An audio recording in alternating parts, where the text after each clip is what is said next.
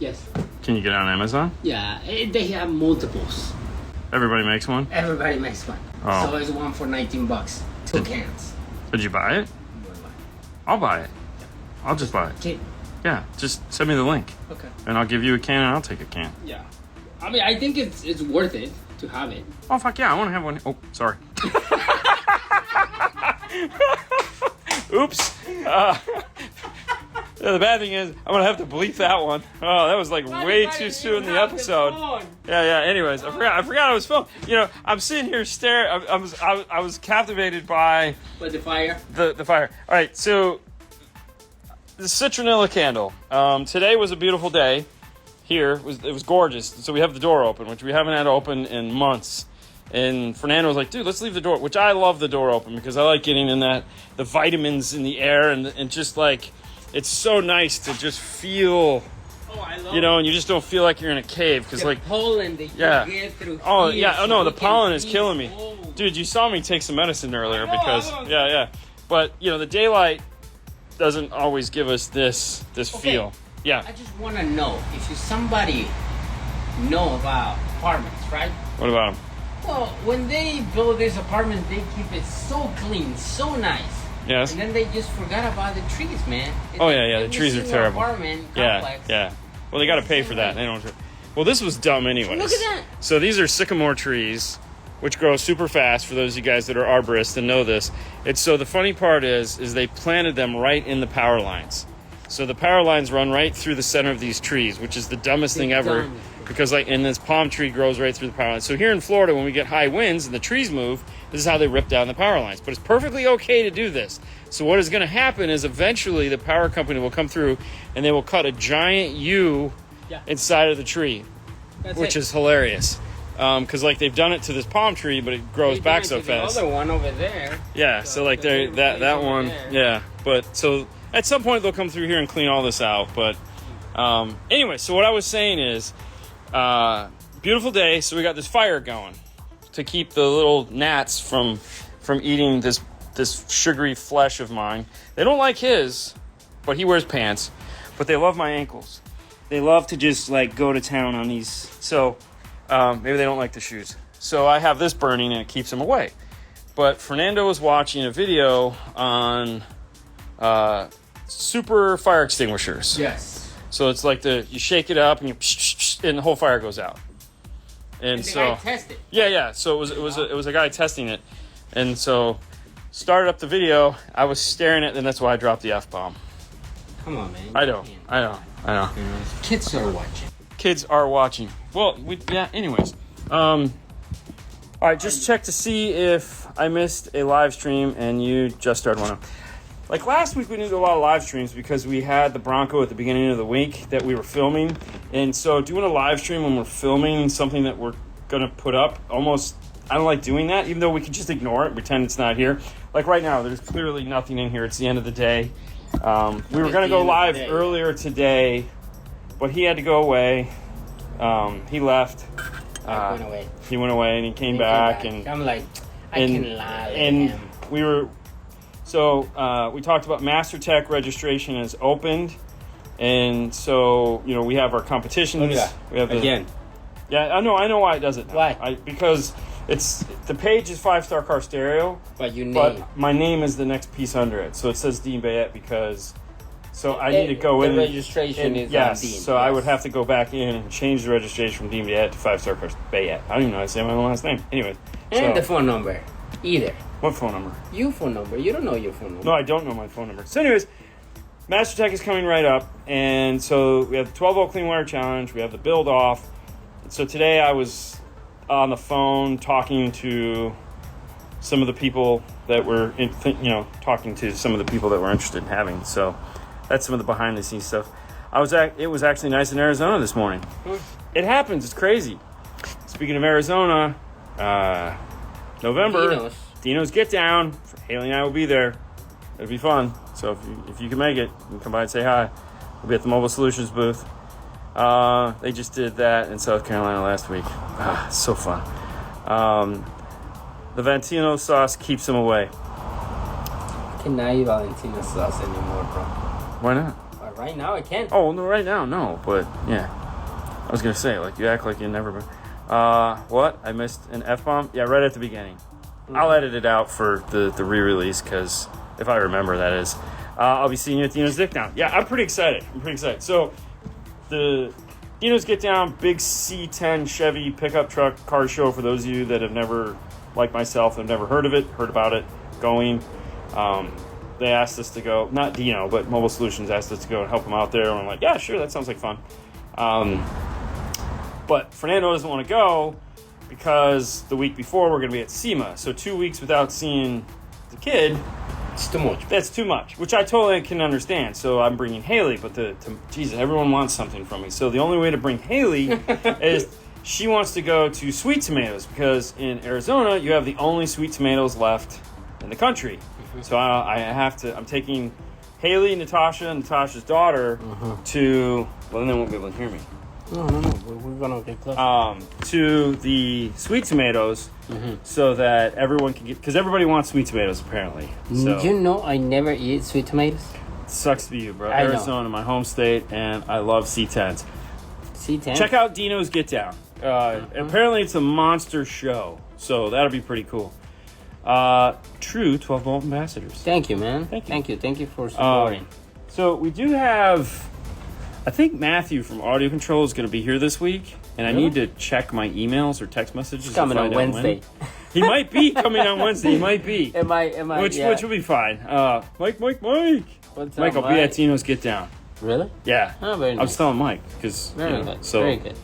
but I'll be hanging with I'll be at Brian's booth, so I guess it's okay. Yeah.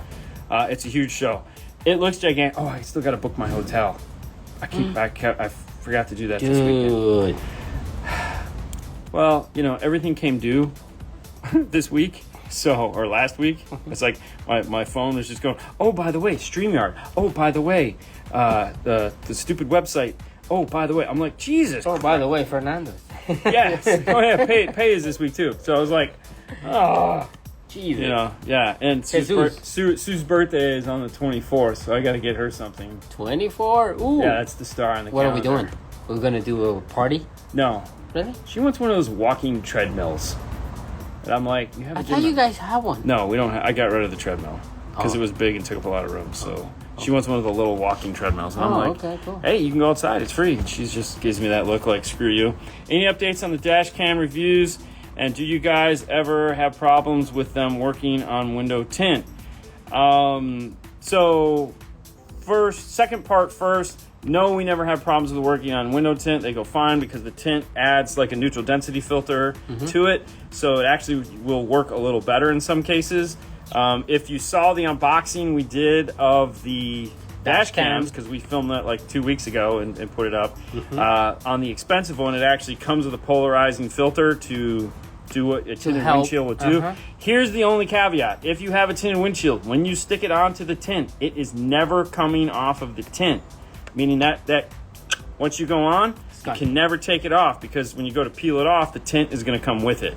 So that's the only problem we've had with that, is that... I don't think you're going to remove it. No, well, who knows if also. it breaks or anything like that. It's just not going to go... I feel the good thing about that is you can still buy the holder. You leave the holder, you can remove the camera and just get another holder. Well, yeah, but if the camera breaks, like some of those are really... Anyways, that's... Answer the question. That's really the only things we've ever run into. So, hey guys, what do you think about Infinity DSP 6840? Listen, they're a wonderful My First DSP. They use the software that like 90% of the guys use, so it's really easy to use. The nice thing about them too is if you decide you want to upgrade to more power, they make you could transition it into a line driver, no problem. Ad is actually doing that, and he's rebuilding the truck, his wife's truck, and he's using the JBL version of it as a line driver into the bigger amplifiers. So, Very nice. no, it's perfectly fine. Like, I have the older 4 to 8 here somewhere. We have 2 of them, actually. It's over there. Yeah, so, and we actually use the JBL version of that in one of the displays that we build. If you catch the... we did one not too long ago where we were looking at the Kicker Key 200.4. and we were doing the de-equalization, we actually used the JBL DSP in the background to power that display. Yeah. So it's pretty good. Any thoughts on Zabco's budget DSP? Believe it or not, it uses the same DSP software as the Infinity we just got done talking about, so it's super easy to use. Saw the live stream with Quiz. It looks interesting. And there again, it's probably, I would look at that piece and say it's a wonderful My First DSP. They're using the AB small amplifier chips in those, so if you do want to use them as line drivers, they make a really nice line driver, so to speak, into an amplifier that will take high level input, let's say over the preamp section, which a lot of these amplifiers will do. So you can always get into that Zabco amplifier, use it, play with it, just like you can the Infinity one. And if you decide you want more power, just get an amplifier that can handle the output voltage, because it's very small and you're all set. What are the dates for Dino's Get Down? That's a great question. I think Haley replied to that. Did she? 15 to 16? Yeah, she would know. No, well, yeah, because I got to get to the right month. It's October, man. I know, yeah. There you go. Yeah, 15 to 16. Yeah, see? Haley knows. Haley's on top of it. Haley replied to There you go. Thank you, Haley. What's going on, guys? What's for dinner? So I'm going to be having leftovers tonight. The girls are having pot roast. You're going to have soup. Something you can drink. 2015 Nissan Titan with the Rocker Fosgate system. Which T-harness to use for adding a subwoofer? The subwoofer for that is underneath the driver's front seat. It's a GM T-harness. If you have an amplifier that'll take high level in, then you can just grab it at the subwoofer. If you don't, there is no T-harness for that. The amplifier is located up in the dash behind the gas pedal. Better move would be just to go behind the radio and tap the low-level signal output. But if you remember, we did a Titan with the Rockford system. Well, we made a T-harness. And you make a T-harness. Yeah, if you go into YouTube and search 2015 Titan. We didn't make a T-harness, though. Because no, you just make a harness that was for our speakers. Right, because we took the amplifier out. He's just adding in a subwoofer. So behind the radio, it's line level out. So just like RCA, so you can literally just go to tap in 2 wires to the speaker output on the back of the radio and be done with it. Getting to the amplifier is not fun, but like I said, if you go behind the radio, that would be the move. Yeah, that would definitely be the move. So, there you go. Yeah, saw that. Haley is correct. Usually is. Well, she is correct. You're awesome. You're welcome. You're awesome. DSP really makes an old factory radio sound like Infinity. I don't ever think Infinity sounded good, but a DSP will allow you to custom tailor any DSP product. The idea behind it is, for one, it gives you control to tailor the sound to the way you would like it, as well as also fix imperfections in the playback because of speaker location. So that's why, unlike a house, like houses have a whole different, like home audio has a whole different amount of equalization that has to be done. Most of the time, like all your crossovers and all like that is done in the speaker design. So you hook up 2 wires, and that's why that sounds good. Yeah. Because it's already done for you. Whereas in a car, your tweeters could be in the corner of the dash, up on the 8 pillars, wherever. Mid bass is down low, could be up high.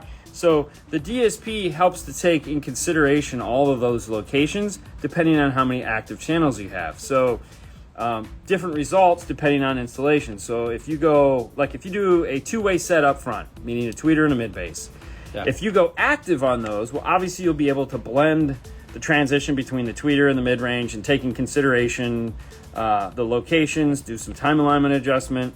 Whereas if you go passive on those, you can't really do anything other than equalization, meaning you can go in and you can EQ them in the sense that passive crossover is going to limit what frequencies are going to affect what speakers. So even if you were to go active, when you adjust just the tweeter bands, in the passive side of things, you're just going to adjust the tweeter bands because there's a crossover in there that's limiting that mid-range from playing those high frequencies and vice versa. So where you run into a difference between passive and active is the time delay function. So you can't take in consideration the tweeter is, let's say, 3 feet from you and the mid bass is 4 feet from you.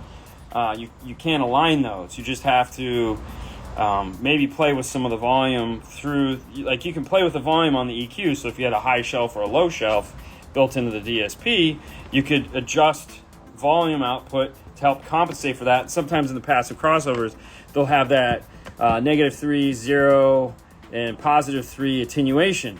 That also becomes very helpful because level control will allow you to kind of adjust for that. It will never, so you can timeline to the mid bass and then use those things to help try to align the tweeter in with the mid bass. Whereas active, you don't have to worry about that. It's at the State Farm Stadium. Yes. Thoughts on ARC Audio subs? Fantastic. Yeah. Fantastic. Did you watch so Titan, Dan's video the other day just got like pallets of ARC Audio. They have an ARC. They're so arced up. It's not even funny. An ARC. No. So I have my favorite ARC Audio sub sitting over here, which is the what is it called? It's that guy with the big magnet on the bottom of it. It's the SW2002. But they have so many more shallow mount subwoofers now, and of course they have regular subwoofers as well. But no, big fan. We don't sell them because there's another dealer in the area that sells them. The deal that we have worked out in the retail side of things is we can only sell DSP products, not the speakers, which is fine because the other deal in the area is they're good friends of mine. So I'm like, yeah, cool. I'm not going to, I carry tons of subwoofers, but no, they're very nice. They're very, if I could carry them, I would. But we can't. I was thinking about using the JBL Infinity DSP as a line driver. JBL sells them refurbished very cheap. Pick one up. Go for it. Like I said, it's one of the best My First DSPs you'll ever get your hand on. I think Hi-Fi did that specifically in his car. Used it as a line driver. But no, you can do it. It's perfect. It's a great piece to get you start thinking about and using DSP so that they're so reasonable. I mean, they're so reasonable and they're so fun to use. And are they the best? No, they're not. But what? No, I just got a notification. Oh, our show starts at 6:30. Starts in 30 minutes. Yeah, our show starts in 30 minutes. So YouTube, 30 minutes. Yeah.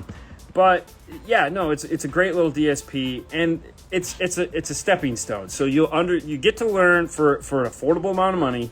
You get to learn the concepts of DSP, what a DSP can do for you, and the most important thing is you can learn what you don't know. Okay. So I was just talking to a friend of mine earlier, and my philosophy on all of this is, use the tool that you have. Use that tool until you find out that tool doesn't do something, and then you get a better tool. Okay? So as you're going down the road, and you start to use things, there's more and more features, there's more and more, and you're like, why can't I do this? And then you find out, this is why. So then you go, all right, well, I need to save up some money and be like Christian and just buy, an Aerospace 8 to 12, and you're all done. Arturo's lighting is getting old technical. Or now you're supposed to just plug it in and turn all the dials up? Yes, turn it to 11. I like to play it at 11. See, all of our equipment goes up to 11. It's because it's a little more. See, theirs goes up to 10, but ours goes up to 11. I mean, he's not wrong. So that's a move. Yes. Yeah. You made the harness for the 2008. Yes, we did. Okay, perfect. I'll do that. Thanks. Hey, no problem.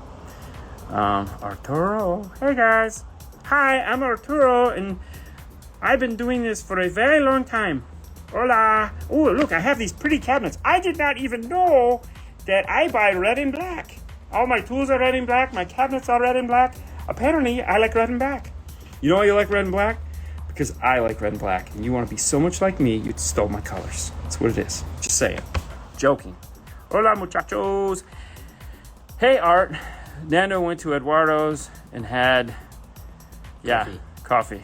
Oh, look at him just getting all like, Dina's getting all technical. Oh, my gosh. Okay. You guys work on anything special today? Not a damn thing. No, today was today was just a boring Monday. Today was just filling the cracks. So when we do 2 weeks back to back of like a project car, then we have a couple days after that are just like all the other things that didn't get done. So like today was it was an older Toyota Sequoia that came in, had a JBL system in it where all the speakers are dry rotted. So it was pulling the 2 factory amplifiers, making a custom harness to power everything back up, because they don't make a harness for that, but they do. So they make the connector. It's just pin drawn, so it's like an Isuzu connector. So we make a whole custom harness to go in there that just plugs in. You got to pull the whole center console out, and then brackets for the. It's a lot of fun. Hi guys, if I may ask, as a lot of us follow you on social media, especially those live videos, are there other installers or competitors that you follow as well? Worldwide, perhaps. Appreciate it. So it's funny you should ask that, because this is something that I struggle with. Most of the guys, no, I don't really follow anyone. Because when you're a content creator, it's hard to find time to actually watch other people. Now, that isn't to say I follow a lot of them, and every now, obviously Doug, Soundman, I'll watch one of his every 2 months or so just to see what's going on, just to get a quick recap on that. I like Doug's. I don't ever get a chance to watch Steve Mead or Mark. No, but as far as installers, for me, I just everyone that I know, I just friends with on Facebook, and I kind of I like Facebook. I'm a Facebook guy, very voyeur on Facebook. I just very old. But most of the time, I'll just see what's going on through Facebook. There's a bunch of guys there that I follow that are in the industry. So as a 12-volt, I guess, installers, we have groups. Yes. That we are part of the 12-volt, right? Well, then you just have friends you stay in touch with. Right, and then you just, go into these groups and you see what other installers do. And yes, I mean, for me especially, I follow a lot of people that they do a lot of stuff, so. Yeah, it's good. Honestly, it just comes down to time. I got plenty of time. I don't have plenty of time, because when I leave, if I don't get a chance to talk to somebody here while I'm working, when I get home, it's almost impossible to talk to somebody on the phone while you're editing a video, because you have to use your ears and all that stuff. So if I do end up calling somebody, it's usually Ada will call me at 1 in the morning, 2 in the morning, and we'll talk for an hour, and no, Arturo, we're not going to the house, bro. As of right now, no. As of right now. However, it's bro, with this casa. You watch me video. I did watch me video. Me? My. No, it says me. It says I watched your video. You? Yeah, I gave you 0 points, my friend. 0 points. Nada. Zero. Especially you start out in Spanish. You got 0 points for that, bro. So cancel. He tells his wife starts out in Spanish, and then he's like, "Hey, most of these guys do not understand Spanish." I'm like, "Yeah, I'm one of them. The judge is one of them, bro."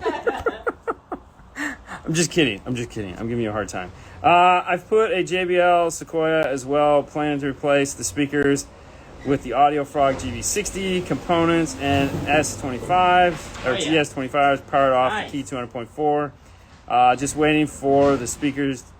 Yeah, so this was even older than that one. This is the really old one. So this guy, I guess, uses this as his work car. So this is the first gen Sequoia, the bubble Sequoia. Not the one you're talking about, the newer one that would just this is the old bubble Sequoia, which you may be talking about, but it's can you have installed in your personal car what do you have? So right now I have nothing in my personal car. Fernando's car is too new to have anything in it. However, that's going to change in the next and it's not too 3 weeks. Well, it's too new as far as the amount of time we've had to play with it. So we do have a working plan to get something in his car, because we're going to Alabama in 3 weeks. And we're going to compete. We're not going to compete. We're going to put a full system. But we do have to drive from here to there. And right now it has the factory radio that sucks. So we've recorded some of the video. We'll be adding more videos. So we are going to be putting some stuff in his car just for the road trip to make it better. Nothing too exciting. Yeah. But it actually kind of works out. But I don't want to talk about it, because if we talk about it, then it doesn't happen. I've figured that out. Appreciate the feedback. Makes sense. as time and key app. Yep. Yeah. Boom. Arturo is the best.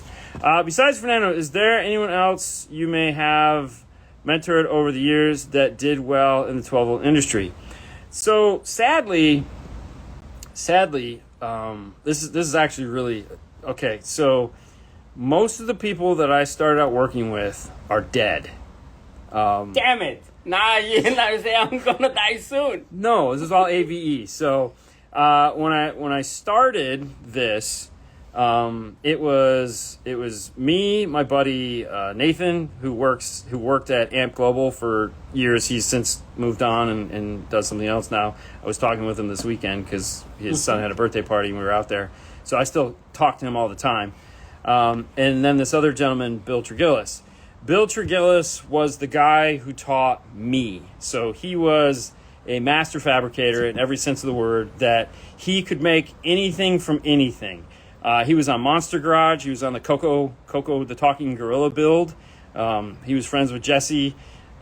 He basically made that TV show work, because that was one of the shows that Jesse was like, deuces, I'm out of here, bro. You guys suck.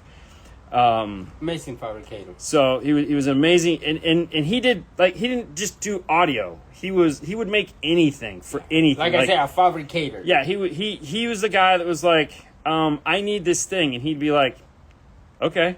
He was just getting into machines. Like, he had a 12 by 12 foam CNC machine, so he could just take a block of foam and carve it into anything. He had a vacuum machine. Vacuum molding. He really got into Star Wars, so he was making all the Mandalorian helmets and pieces and parts, and he got into electronics, so he could build like little video. They'd have their little gauntlets, and he'd have all this stuff that it would do, and rockets and lights and jetpacks. Oh, that was so cool. He could build anything. He could never finish anything. Well, he moved because to he was another project. moving on, so he would always get things to about 90%, and then someone else would have to come and finish it, which is fine because that's what I'd like to finish. So, but he was one of the biggest influences as far as me evolving past a DIY guy. So I learned a ton from him. Wiring was always my thing, so that was something I understood from an early age, and getting into this, that was always. But fabrication wise, he really helped me evolve that side of things. So when he left AVE, I became the lead fabricator for the next 10 years until I retired from there. After my buddy Nathan left and we hired this guy named Kelly, we also had a guy named Bill. I won't give their last names. Kelly ended up having a terrible accident one night doing some evading from the police, and ended up killing himself on accident. My buddy Bill passed away. He had his kidneys didn't work anymore, and so he ended up finally going into kidney failure, or complications because of that. Now, outside of that, I had other guys that worked with me. One of them ended up going to jail for vehicular manslaughter, like 3 counts of that. Another one ended up going to jail for just bad hombres, bro. some questionable content on his computer. It's the easiest way to say that. One of my friends I actually still talk to, he went to work in the dental industry. He does really well in the dental industry. He fixes all the dental machines. He's still active, still alive. He still comes up and actually has us do his installs because he's like, I'm not doing this shit. That's really, and my boss got out of it. He sold it to a couple guys. One of those guys died. Yeah, he got first one. He got murdered. No, he got murdered. Well, yeah, yes, he got murdered. The other guy he decided to go to California to sell pot. Yes. Did really well for himself doing that because he was a pothead and went there and sold pot, made a bunch of money. So that worked out. And finally, the business just went out of business, which is great. The former owner, though, after he sold the company, he got into a whole different line of work. He just stepped out of 12 volt altogether and went on to do something else. But as far as like the original, like mentoring, I've always been the guy that everyone would come to and ask questions. Like, that's how we found him, is he would ask me questions. Over the years, anyone in this area that has a question knows whether they like me or not. They know that they can call me, and I will give them the answer to the question if I have it. If I don't, I'll point them in the right direction. Yep. So I get calls all the time. So I guess that's a bit of mentoring, because I always try to, I want everyone in this area to do an amazing job, whether it's us or someone else, because I want to make sure that if you're into 12 volt, you stay into 12 volt. That's the most important thing. So I want all the guys that I'm friends with to do amazing jobs, so that the customers that come to them, experience greatness. Mm-hmm. So to me, that's the most important thing. So anytime anybody asks anything, if I can help, I always help. But regardless, you always pick up something from anybody. All the guys that I've worked with you always learn from them. There's always something there to be gleaned from every relationship, whether you like the guy or not, whether the guy, and sometimes you learn the opposite. Like, I don't ever want to do it like that guy. So you learn what's wrong. See, everyone always talks about learning the right way to do something. I learned a lot of how not to do it the wrong way, because these guys would always screw stuff up. I mean, I had a guy that just drywall screwed right through the ceiling of the car to put in an overhead monitor. Bro! And I was like, what the frick are you doing? I don't know what I was talking about, man. It was a hole there already. So. Yeah, exactly. Just grind it off. It'll be okay. Fingernail polish. It's all good. Yeah. So I mean, that the learning experience can be taken both ways. You can learn what not to do as well as what to do. So seeing somebody else fail and learning from it is just as important as seeing somebody succeed and learning from it. So that's always something to consider. And on that note, we have to get ready for the 6:30 show that is in 15 minutes. So if you want to ask more questions, come over to YouTube or Facebook in 10 and 15 minutes, 6:30 Eastern Standard Time. Yeah. And we will take all your questions. You guys have a great day. Bye.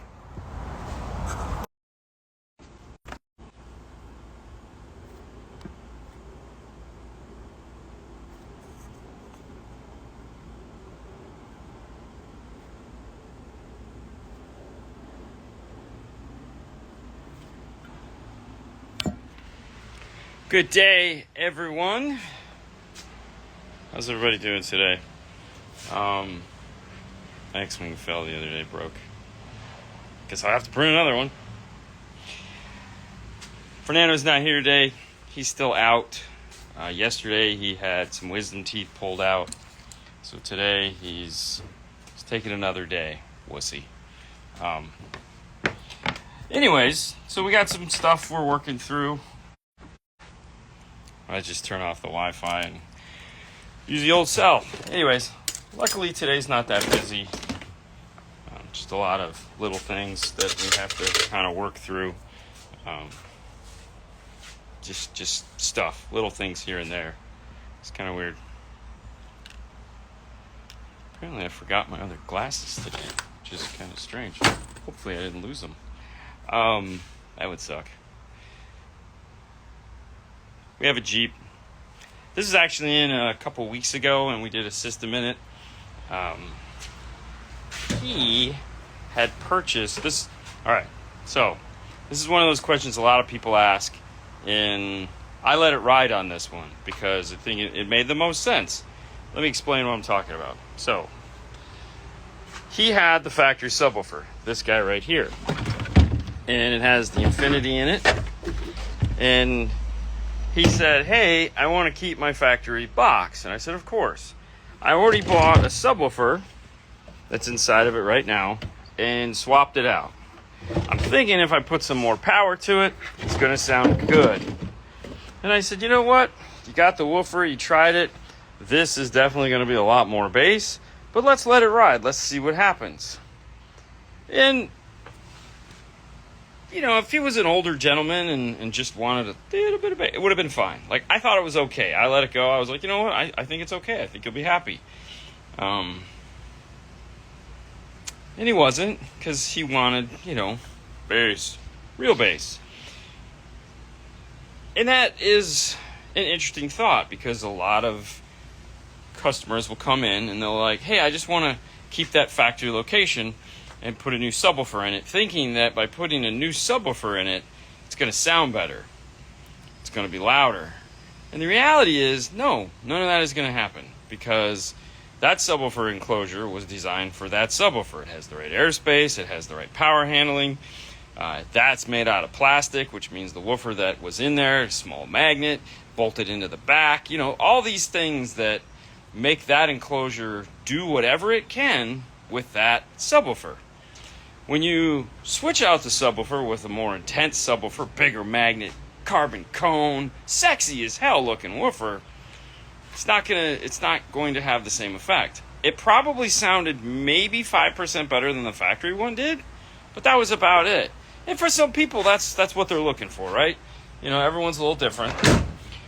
I told him to go take it, roll out, give it a week or two, see if it's enough. You know, because if he didn't need to spend the couple $100 to buy the tailgate woofer, then hey, he was all good. As it turns out, he wanted the tailgate woofer. He was like, no, you know what? I think I want more bass. The moral of the story is, if you're one of those customers or people, or, you know, it's the thought process is, hey, I've got a factory sub in the back location. I've got a box already. It kind of falls into the same guy that has like a 2016-17 and they have a touchscreen in the dash, and they're like, well, I've already got a touchscreen in the dash. Why do I need to buy a new touchscreen? Because that one's a piece of crap. And it doesn't do anything. Oh, it's maybe has wired CarPlay or Android Auto. Maybe if you're lucky. And it's slow and clunky, and it really doesn't work that well. But hey, I've already got a screen in the dash. I've already got a factory subwoofer box. Never works out. Okay. Very, very, very, 10 more varies, rarely does it actually work out. Sometimes it will. I mean, there's always that one guy, right? And you have to find that one guy. So a good small 5-channel amp that takes an 8-gauge kit. So the smallest 5-channel amp is actually made by Match from Helix. So they make this little tiny 5-channel. It's like this big. I think it'll even take like a 10-gauge. That's quite impressive. It's got a DSP built into it, so it comes with that DSP price. Now, if you're willing to do 2 amplifiers, then Alpine makes their behind-the-radio amplifiers. They're both 200-watt amplifiers. They take a 10-gauge, which means they'll take an 8-gauge. They're little tiny amps. They're the width of the back of a radio, so they're 7 inches across. They're about 3 inches tall and about 1.25 inches deep. They make a 200-watt 4-channel and a 200-watt mono block. Those would take an 8-gauge, no problem. Outside of that, the 802.5 really needs a 4-gauge. That's the Kenwood Excellent 802.5, really needs a 4-gauge. So anything with more than like 60 amps of current draw is going to need a 4-gauge. So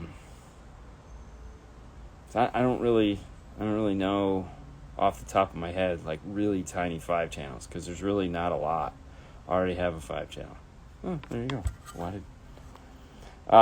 You see the new Morel speakers. I did see the new Morel speakers. Actually, Natasha called us the other day because we were talking about the Biggie, which hopefully today you guys got to see the Biggie review. That thing is rocking, man. It's sitting up here on the shelf. There it is right there. It's impressive as hell.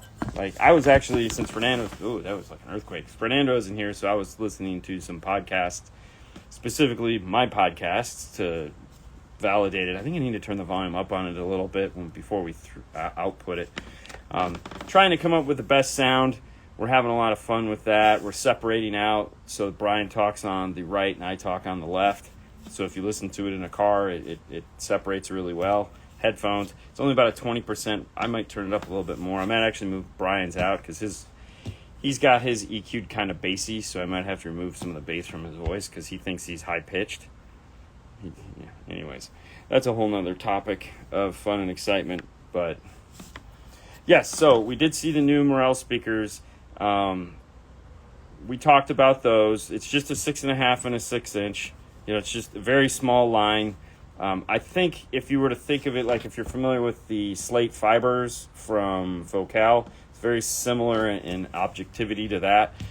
Those lines are a 6.5-inch coaxial and a 6.5-inch component. This has a 6.5-inch component and a 3-way component, so it's a little bit different. That's all the line. That's the whole line. That's all there is. There's no more. That's all you're going to see. It's fantastic. Cast aluminum baskets, which are pretty cool. If you haven't seen it, you don't know what we're talking about. If you go over to Morel here on Instagram, you can see a picture of them. We'll know more as time goes on. They're not shipping yet, so Morel kind of jumped the gun on it and put it out early as far as the press release, so to speak. Just like when we came out early with the 4-channel amplifier, which should be available, the new micro amplifier should be available in the next, I think, a month and a half. They said they're going to be hitting the shores. So, yeah, pretty cool. Mounted behind rear passenger side, scar 1 channel and a sub channel cut out when turn up. Looking for a quick swap. I mean, check out the Kenwood Exelon stuff. I think you'll be okay. 14 Tundra. How's the new showroom coming? If you caught a couple weeks ago or a week ago, I think we were over there. Other than that, really nothing has changed. So it's a slow process, man. It's a very slow process. The floor stuff, I still got to call. I got to measure that. I'll probably do that today after I get this Jeep out of here. Get that information so we can get those pieces built. It's just slow. I mean, that's really what it is. As far as I just don't think about it a lot. So, and then when I do have time to do it, I got to remember to do it. Any chance you can do a demo on your late carbons? There's always a chance. There's always a chance.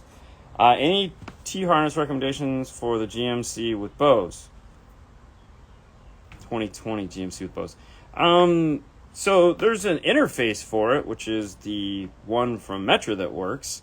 And when you integrate with that, you get a T-harness that comes with it.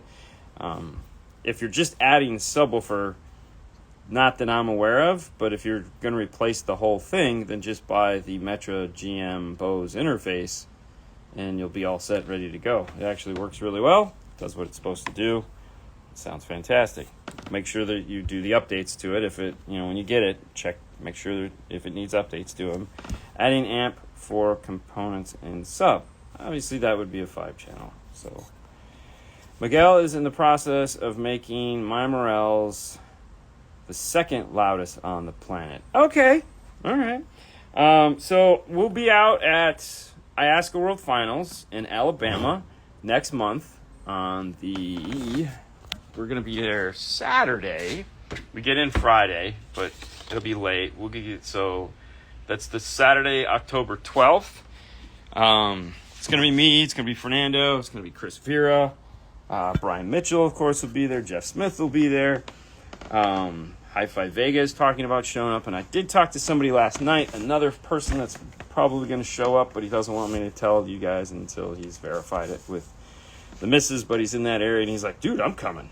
So hopefully I'll be able to, but it's going to be a lot of us there. It's going to be a lot of fun, aside from all the cool competitors and stuff like that. Hopefully, so everyone has that car they want to see. Mine that I'm hoping to sit in and listen to is Natan's. So that's high on my bucket list of for one, I want to meet him. Seems like a really nice guy.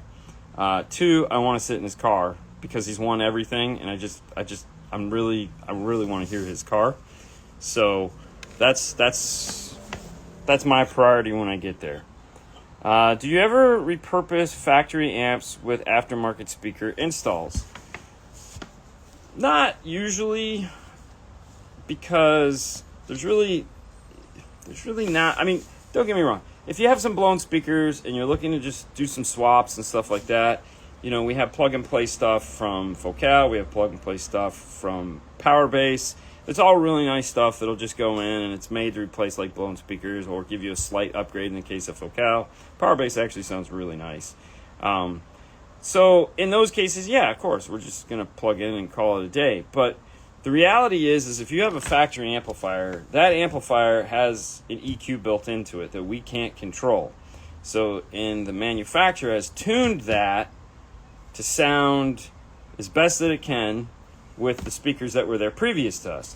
So, for example, that would be like me taking a Blackbird putting it in this Jeep, tuning it for this Jeep and the Rockford speakers that are in it. And then taking that amplifier out, putting it into a new car, selling it to you, and you putting it in your car, which might not necessarily be a Jeep, putting different speakers on it, and then just turning it on and letting it play out. It's not going to sound the best that it could possibly sound. It might, but chances are good it won't, because it's a different car, it's different characteristics of the new speakers. So in that case, you plug it in the laptop, you retune it, everything is fine. We can't do that with a factory system. So in some cases, it's okay. Like magic happens. We put some new speakers in and it's great. A lot of the times, it doesn't work out that well. Plus, the other thing too is a lot of the times the factory amplifiers are like, they have different ohm loads than what is commonly practiced in the aftermarket world. So they'll be like 3.3 ohm or 3.2 ohm or 2.3 ohm or 2.4 ohm, as opposed to just straight 4 ohm. So then you put in a 4 ohm speaker on an amplifier that's used to seeing like a 2.4 ohm load, and now it's not loud anymore. So hopefully the speaker you put in is pretty efficient to offset the fact that it's not as loud, and then it will be as loud. It just creates a nightmare. So if we can avoid that, we try to, because we're shooting for the best results possible. What's up? Morel new speakers, do you have a review coming? They're not even in the States yet. So when Morel introduced the new speakers, which of course we will, trust me, as soon as they're available, and Tata will send them to us so we can talk about them, because they got to sell those things. But they weren't expecting that to be released. Like they jumped the gun a little bit. Like Natasha didn't post that, so they're out. You know, they're a little bit more reserved. They would have probably waited until they were closer to actually being here in the States, but they didn't. So, which is cool. I mean, now we'll talk about them and say, hey, have you taken a look at these yet? Nobody knows what they sound like or what they look like or anything like that other than the picture. So we're all on the same page for once. We had no idea they were coming out. Morel is pretty quiet about stuff like that, mainly because they don't want us to accidentally let it slip out. So, yeah. In this case, they let it slip out. I had perfect potential for me to just have fun. I had a dream y'all did the Vox install and had the seats torn apart. Actually, it's funny you should say that, because Vox just published their application guide for their seats, and the Taos is on there. So there's a good chance that dream could come true, which would be really neat, because I haven't done a set of seats in a really long time. So I'm looking forward to it. Getting a cool little tool that they need to put them in. Yeah, it's pretty fun. Last seats I did were in a Corvette, because Corvette seats are trash and they just fall apart, because most white guys that buy those cars are too heavy to sit in their little flimsy seats, so they always wear the seat cushions out and flatten the things. You got to get new foam and all that other fun stuff. So yeah, hey, I need them. Doing a hardwire remote to start in a 2010 F-250 with magnetic switches on the camper. After 2 days of struggling, I'm done. Man, my heart goes out to you. I've been there, done that, even in, that sucks. We have a customer that used to have a nitrogen business, and so he would drive all over the place and sell medical grade liquid nitrogen. So it had to have an alarm on it. So every couple years when he would refurbish the truck, he would come back and get a new alarm put on it. And we had to put, I ended up putting the garage door, on a roll-up door like this. They have those metal alarm thingies. So you've all seen these on the floor, these guys. So I ended up buying those to put in that truck, because it had to be robust, because he's dripping, he's kind of a mess. So he was dripping shit everywhere, and the little plastic ones would break off. And so, yep, I can feel you. And that's why we don't do alarms. Do you think can fit the Morel 9-inch in a 2017 Honda Accord? And do you think it will work? No. It definitely won't work. Hondas have very small doors and are very shallow. So, a 6.5 won't even fit in there without cutting the door. So there's no way you're going to fit something that big in there. There's 3 inches between those two. There ain't 3 inches there to be had. Have a great day. Got to get back to work. I know the feeling. Would you do a stereo in Mad Max Interceptor? Like the original 80s late series Interceptor that he did? I hate old cars. Right? Like that's common knowledge. I hate old cars. I'm not an interior guy, so if I worked with an interior guy to come up with a stereo for it, sure. But I'm not building an interior in a car, so that's it's not my thing. But I would definitely work with somebody to come up with it and do the wiring and all that fun stuff. Hell yeah, why not? That would be fun. Just so I don't have to be the one, huffing glue and sanding and bondoing and doing all that ridiculous stuff. Like, I'll help him with the laser part of it. Make some cool pieces with his, with the laser. That's always fun. I like doing that, but the rest of that, nah. Sandpaper sucks, bro. So, it's just what it is. Today is Thursday, in case you didn't know that, and that means that tonight I'll be live with Mr. Hi-Fi Vega over on the Hi-Fi Vega network, and then after that we'll be doing Side Jag, talking about some documentary that we watched that was on Wyatt Earp. That was fun. Haley thought I was crazy. She's like, why would you watch this crap? I don't know. But anyways, we haven't talked about it, but check this out. So let me rephrase it. We haven't talked about it in a while. This is the Sony 9500. This is going in Fernando's car. But before it can go into Fernando's car, we need to do an unboxing on it, just like we got done doing the 4710, which hopefully you guys got to see the 4710. Pretty excited about this piece as far as a nice entry-level CarPlay radio with some really cool features. This, on the other hand, is the opposite of that. This is a really high-end radio with some really cool features that some of you guys are going to be like, oh, that's cool. So you'll start seeing the unboxing of this. I believe next week we're going to start rolling this one out. So pretty excited about that because we're done. I stayed last night, filmed it, and it's got some really cool features that nobody else has, and you guys are going to like it. Yeah, so this will start rolling out on the channel here soon. So pretty stoked about that one. Biggie went out today. I figured since P. Diddy was going to jail, might as well do a thing on the Biggie, right? Isn't that how that works? I like the amp off feature. Yeah, that is pretty cool, but that's not the coolest feature. But, on the 4710. Yeah, the 4710. That's right. Sorry, I'm thinking Sony, man. My brain is I've already moved on. Nice. I still got my RSX GS9. And so does Fernando. And we were going to put both of them in the dash, but Sony told us not to do that. That was stupid. And we're like, okay, so there is one thing that we still haven't figured out how to do on this. So if we can figure that out, that'll be pretty cool. But other than that, and that's some esoteric stuff that we're not even going to talk about if we can't figure it out. But outside of that, it's pretty cool. Like, it's pretty neat for sure. It's now don't get me wrong. I'm still not going to kick Kenwood Exelon out of bed, but this would be what would do it. This is really close. Wasn't there supposed to be a Sony ES system in Sue's car? Actually, yes, there was, and that was the radio that was going to control it. However, the likelihood of getting put in Sue's car is diminishing by the day, and we were supposed to get the sub-amp re-exchanged because there was a recall on those, and they never did that. I don't even know if there was a recall. There was just something wrong with it, and so we never did, and one thing led to another. Needless to say, yes, we'll probably at some point do all the talkie part of it, but I feel the 9500 is the most important thing in that scenario. And if we need to put a radio in Sue's car, I have plenty of Kenwoods and JVCs sitting on the shelf, so we can just slide one of those in there. I would much rather get this into Fernando's car because he is a Sony fan when it comes to the radio, so kind of makes more sense to put it in something that's going to be used and abused every day of the week. So I made it audible. I changed my mind. Afternoon!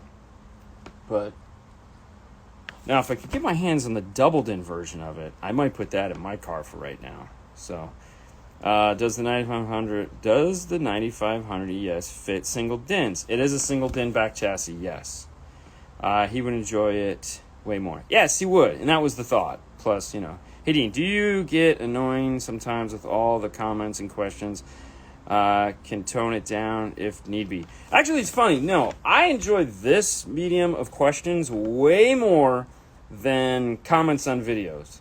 So, most people have figured out I really don't comment that often after the fact, like on videos and stuff like that. And mainly it's because a lot of people, the preface of the conversation is lost, meaning they're watching something and not always understanding what it is, and they make really either inappropriate, or they don't understand, or they make comments that make absolutely no sense, and that's very frustrating. And it's still very frustrating. Even after 10 years, it's very frustrating. And so something like this, where I can have direct interaction with you, and you know, we can have a dialogue, even though it's me reading and answering, I find this a way better approach. That's why we do so much of this, is to get the Q&A portion of the show. Like if somebody watches something and they ask, this to me is just a much better way of doing it. Plus, I love the thought. I like the questions you guys ask, because it allows me to go to a manufacturer and say, this is relevant stuff. Like, these are things these guys are asking about, and you're over here pretending like it doesn't exist. And because a lot of the times a manufacturer will tell us that, oh, you guys are like the 1%ers, and you guys don't really have a finger on the pulse of what is happening in the bigger industry. And it's like, okay, sure. Yeah, fine. But when I got a bunch of people in our show asking this question, and you guys are pretending like it's not a question, who's wrong here? It's surely not us, you and me and the wall. It's them. So, anyways, yes. It was cool seeing you mess with Sage on Kicker. Oh, on Mask. Okay, so here was the funny thing. I was trying to think of something. So for guys that watch Kicker on Mask, great. Sage from Sounds Good was on the other night, and I, by accident, caught it. I was sitting down to eat dinner, and I popped it on, and I was like, hey, they're live. And I wanted to see I was like, oh shit, Sage is on. And I was trying, when it came to the Q&A part, I'm like, man, I got to come up with something that Kicker will think is perfectly cool, but I know will annoy the crap out of Sage. And so the Bronco question was perfect, because he has no inkling to play with the Bronco, because he can't get it to sound the way he wants. The speaker locations suck. So he doesn't want to deal with the Bronco. There's plenty of people out there, as he said, that are doing. So we've had this conversation. I know what he was going to say, but I also knew it would annoy him. And so, being the annoyance that I can be sometimes, I asked that question and they put it up. And of course, right after the show got off, he called me and goes, dude, why did you ask that? And I was like, 'cause I knew it would be funny, at least to me. So, yeah, no, it was really good. If you guys didn't catch it, at least go watch the Sages portion of it. It was a great interview with them, and I'm assuming he took a crap before he did the show. So, how would you wire a Moscone 530 Pro if you have a different power on channel 1 and 2 and then 3 and 4? I have flax component front coaxials. I have flax component coaxials. Flax component and coaxials in the rear. Okay, so basically what you have is you have what we would call a standard 5-channel system, in that you have some coaxials up front, you have some components in the rear, you have a non-DSP 5-channel amplifier, and what do we do? All right, so let's do this. Let's go to Gladen.com.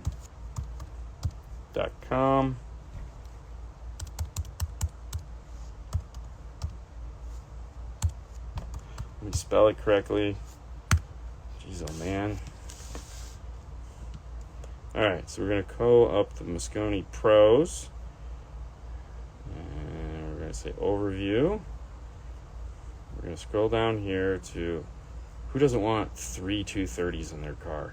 Tell me that wouldn't be cool. Alright, so the 530. is an ABD amplifier, meaning channels 1 through 4 are AB class. The mono channel is a D class. When we come down, we have power output of 2 by 95 on channel 1 and 2, 2 by 185 on channel 3 and 4, and 1 by 600 at 4 ohm on channel 5. The 2 ohm rating on channel 5 is 1,030 watts. So it's a fairly big amplifier. And just to give it some scale, these big amps on the wall over here, that is a 530. That is a 110 or a 210, I don't know, but that is a 530. Okay, so if you came to us with that equipment and you were like, this is all I have, and I couldn't convince you to get something to add another 2 channels to the system, which is understandable, then what I'm doing is I'm not paying attention to the numbers on the amplifier.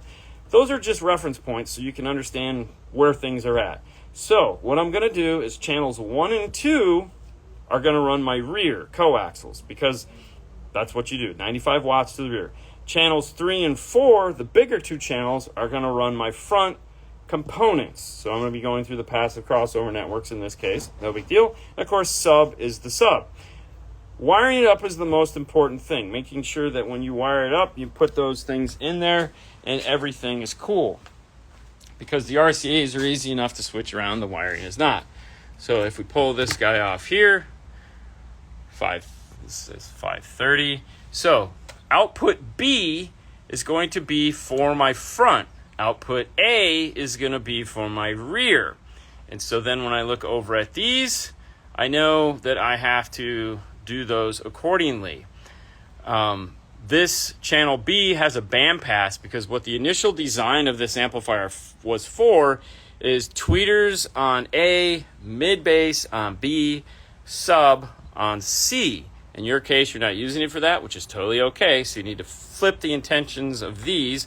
This will be front, this will be rear, this will be front, this will be rear, and everything will be fantastic.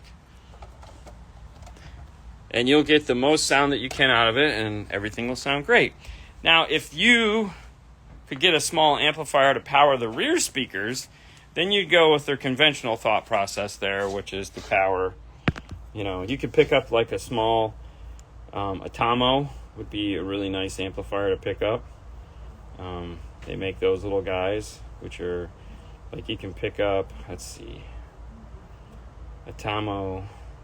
So they make this guy, which is an Atomo 2, which is 100 watts by 2. That would be great for the rear. That's a 4 channel, so you don't need that. But yeah, the Atomo 2 would be pretty nice. But yeah, a lot of people do that. They'll just pick up an Atomo to power up because you don't need anything spectacular. Those are Class D. It's a rear channel, so, Was cool seeing you mess with say. Oh, yeah, sorry. Can you reveal the price point of the... let's just do a Sony search here online. Sony 9500 ES. If we pull that up, Crutchfield lists it. Let's go to Crutchfield. That seems to be the de facto middle of the road, as it were. Right now, it is on sale. It's on sale right now at Crutchfield. $400 savings for $998. So right now, there's an instant savings. Retail price on it is $1,398. So if you're interested in that, you can get it for $1,000 right now from Crutchfield. That's pretty cool. So they must be doing like an end of the year. Everyone else has it for, yeah, that seems to be like the best price. Everyone else still has it for $1,400. So go get it from Crutchfield right now. Jesus, $400 off? I mean, if you're into that kind of thing, I like saving money. That's when I buy all my lenses for my camera. As soon as Canon puts those instant rebates in, it's like, ooh, it just kills me. Like, I need that one. I don't really need that one. When were they on Kicker? Last night. Were the ones doubled? Okay. Yes. Thoughts on the new Kicker powered down frame boxes? How do they stack up compared to the P300s? Okay. They've actually had those out for a while now. They were recalled because they found an issue that there was a chance a chance that you could damage the amplifier. They recalled them all. They just finally started shipping them again. The whole reason behind it was explained to me. My buddy Joe, the engineer, told me all about it, and it was like, oh, it's really cool of them to do. So if you had one of the original ones, they would swap it out for you, no questions asked. Now the question being the Rockford P300 comparable, which Rockford does not make a downfiring version of their enclosures. They make wedge in bigger boxes. A bigger box is always going to outperform a smaller box downfiring thing. It's just going to happen. I don't. There's no magic there. It's when you compare comparable with comparable, not like, oh, I can do that. Yeah, of course, there's always that. But when you're like similar price point features and stuff like that, the bigger box is always going to win. It's very hard to beat that Rockford P300.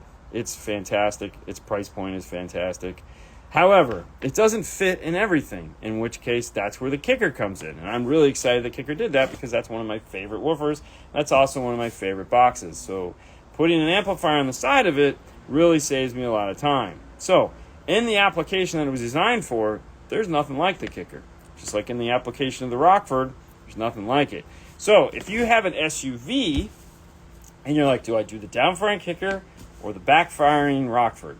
That's a question you have to ask yourself, but I can tell you the Rockford will be louder. Bronco pieces, I know, right? That's funny. I was laughing the whole time. Okay. Audio systems, what's up? Is Nando standing out under the Jeep? No, Fernando is not here today. He had his wisdom teeth pulled out yesterday. Some of you can relate to the joy that is. So I'm assuming he's still in bed sleeping. He probably took some pain pills because it hurt, and he didn't make it in today. So I kind of figured he wouldn't. He's kind of a wussy that way sometimes. I mean, we all are a little bit, but which is fine. Today was a slow day. Really didn't need him here. I would much rather have him at home rehabbing, getting better, getting stronger, so that he can come in when we need him.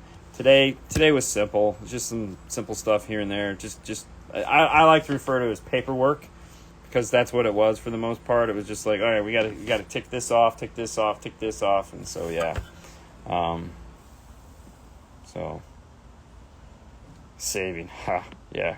Do the RCAs have to be the same as wire ring on the Moscone B and Moscone B front and A rear? Yeah, so you would put your fronts into B. So out of your radio, front would go into B, rears would go into A. So, you're twisting your brain because you're going, no, front has to be A, rear has to be B. Switch them. It's just got to be switched.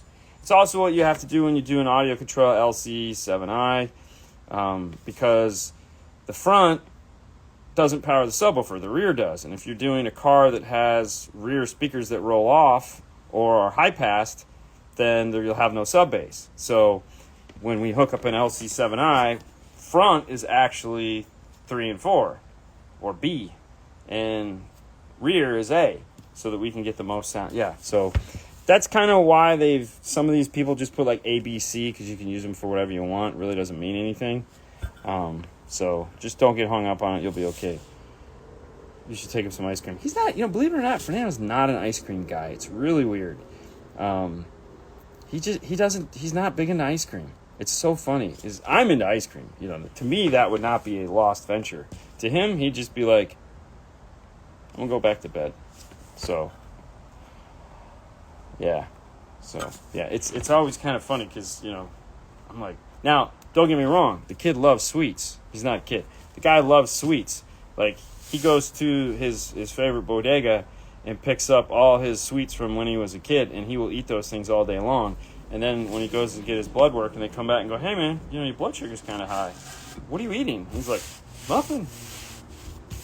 Like, no, you are. You eat junk food all day long. So, the one guy. What's up, Arturo? Hola, Dean. Hola, Arturo. Ondele. Anyways, yeah, so that is what is going on here. Oh, also, Matthew Palumbo from Audio Control will be on next week. I don't know what day yet because I have to clear it with Fernando to find out what day works for him. But we'll have him on next week, and we will be talking about the new amplifiers and whatever else he wants to tell, probably the new subwoofer enclosures. But yeah, we'll have him on next week. Not on Monday or Saturday, so don't worry. It'll be a side show so that you guys can not be upset on us doing something on those days. But yeah, Matthew will be here next week, and then on the Thursday. So next week sometime. So next week we'll have Matthew. So that's going to be sometime, and then after that, let's go to October. So the week after is nothing, but then the 11th, October 10th.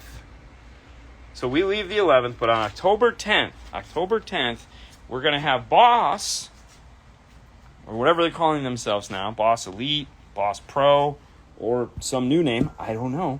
But they will be here, and we'll be doing a live show that night for you guys, so you guys can ask or observe or listen or do whatever you want to do with the Boss guys.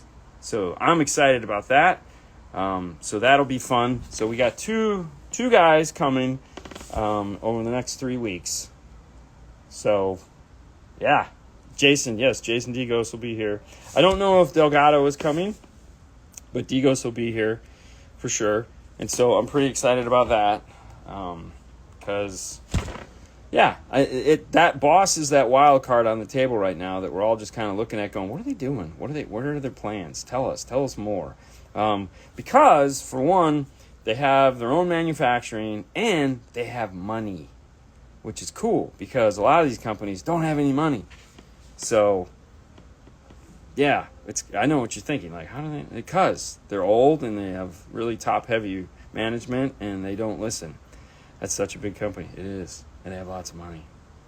So they can do cool things, So, I think it's neat when you think about it. Like, okay, so let's all play the weird game here and think about something that's unique. So when you look at the big guys, so you got your Sony, your Alpine, JVC, Kenwood, Pioneer, sure. None of them have managed to figure out how to put 8 preamps on a radio. But Stinger, with the replacement for the high 10, the height, whatever it's called now, I always get it wrong. Hasn't sunk in yet. Has 8 preamps, so you can do tweeter, mid, rear, sub, or you can do tweeter, mid bass, sub. Why is that so tough? I mean, along with all the other things you can do with the radio, which are just crazy, but just that one feature alone, like, now see, here's where the shortcoming is, right? Because it's not ADATA compatible. So, which it's not going to be because the, PAC being theirs, they're not going to cross-pollinate PAC and iData. So, yes, we'll have for audio control, yes, we'll have the elevation. We'll have the new amplifiers here. We're supposed to have them here by now, but we don't. So we know why. It's not a big deal. But we will have some here to show you guys. So we'll finally get a first-hand look at them. You guys can see them in actual hands, my beat-up hands, so that'll be fun. I'm excited. So that'll be next week. We'll have Matthew on. We'll talk about all the new audio control stuff. But, I know. It's always cool when these guys come on and show us all cool stuff, right? So, anyways, that's all we got for now. Hello there. I'm going to let you guys get back to work. I got to pull this car around. I'm kind of hungry, so I think I'm going to have some lunch and then get ready for going home, for sure. You guys have a great day. We'll see you later next time. Bye.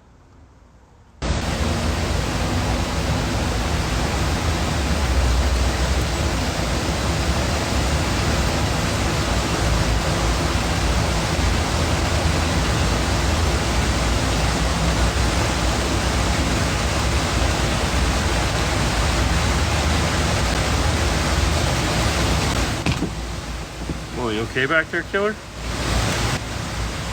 at that. There There he is. There he is. He's back. Okay. I wanted to show you guys the rain because I thought it'd be a really, interesting opening.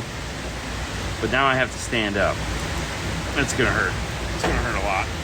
Oh, there we go. What's up? Good. Happy Friday, everyone. Hey, shocker, an F-150. We never do these things. How you doing, Fernando? I'm doing good. He's doing good. Yeah. So Fernando's back from medical leave. He's minus a few teeth. 3 to be exact. He only had 3 wisdom teeth. He wasn't a full. So he's got puffy cheeks. He's talking like the Godfather all day. I'm gonna lick him an offer I can't refuse. And what? You don't remember the Godfather? What did he say? I'm gonna make him an offer he can't refuse. So during the filming of the Godfather, if you ever go back and watch, you've seen the original one, right? Because they put the cotton that you have in yours to make his jowls big like that. He's got cotton in the side that also screwed up his voice. That's why when you see him talking, he's like, yeah, he's doing this. So when he's hit that funny voice that he has, like you have right now, same thing. They just put cotton in his mouth. There you go. You guys learned something today. Not useful. Helix software or Moscone, what's your choice? So this is one of those points of contention right now because I'm way more comfortable with the Moscone. That isn't to say that the Helix isn't fantastic software. I'm just more comfortable with the Moscone. I'm more comfortable with the Arc. One day, hopefully here shortly, I'll be more comfortable with the Helix. They all do very similar things. I'm starting to wrap my head around it. The software side of things are very similar in all of them. Once you get to that level, the features that they have are all very similar. It's getting to the usable part that is the struggle I have with the Helix. And I think I've just about wrapped my finger around it with the last one we did. I had some time to spend with Jeff. He really kind of went into depths of explaining the, what do they call those channels? Anyways, because they have regular and they have the other, and the others, anyways, so they're both dope. They're both dope for sure. Dayton software for the win. Definitely not. No. But there again, the Dayton software is based off of the Chinese software that a lot of people are using. The new Zapco apps are using it, in case anyone wanted to know. So yeah, I mean, it's not terrible software. I mean, Dayton's problem isn't the software. It's the hardware. The hardware's trash. Well, what's up, Lance? What's up, Morel? Hey. Biggie. Oh, I was going to say, where did it go? There it is. Hope you guys got a chance to check out the Biggie. The video on the Biggie. Dude, that thing is impressive. It's very impressive. Yes. Totally digging the Biggie. Yeah, we were banging the hell out of that thing. Even, like, if you get a chance to watch, when you watch the Biggie video, at the very end when we do the sound part, put some headphones on. Don't watch it on your phone because it sounds really, really good. Like it doesn't, like the part where I said we're going to let it clip out, it didn't clip. Wow. It didn't clip. So when we attenuated the microphone, because I attenuated the microphone to prevent that, dude, we could play that thing all the way up, and it never audibly clipped, so the mic never clipped. Yeah, it was really cool. Ultimate question of the week. Everyone sit down for this. What gives a speaker its sound signature if both brands have 3-inch voice coils and carbon cones, for example? Why do they sound different? Man, that is a fantastic question. And the reality is anything you change is going to change the way it sounds. Because, I mean, if that was the case, a piston would be a piston would be a piston, right? A shock is a shock is a shock. But you change the spider. So if the spider is different, the type of voice coil they use, like did they use a Hexatech voice coil? Did they aluminum voice coil? Is it a copper voice coil? What is holding the voice coil on? What did they make it out of? Is it cardboard? Is it fiberglass? Is it some strange material that we've never heard of before? How thick is the butyl rubber on the surround? So other than those two things that you mentioned, there's so many more things that can go into play. Vented, not vented. Vented, not vented.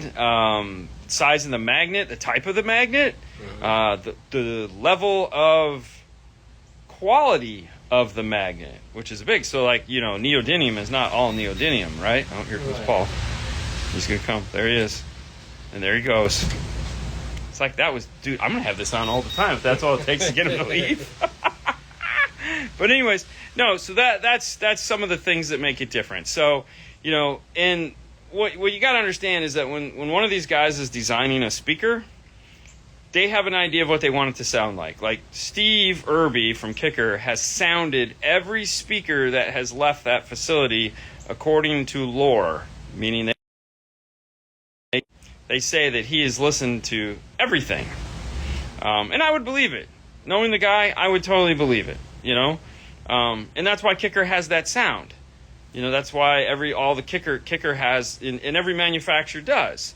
And so it's just a matter of that, you know. So like Blam with Guy used to work at Focal. Apparently the story goes he got a little disenfranchised with Focal, wanted to go start his own company.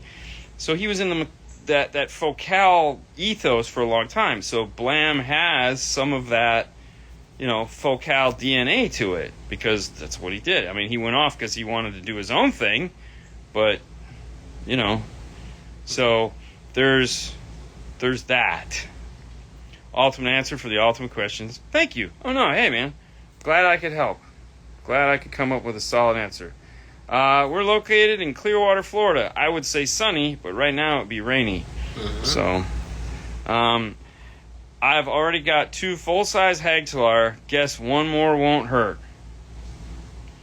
I know, right? Because you want one by the pool. Yeah. You want to take it with you in the car to the park to piss off all the people at the park.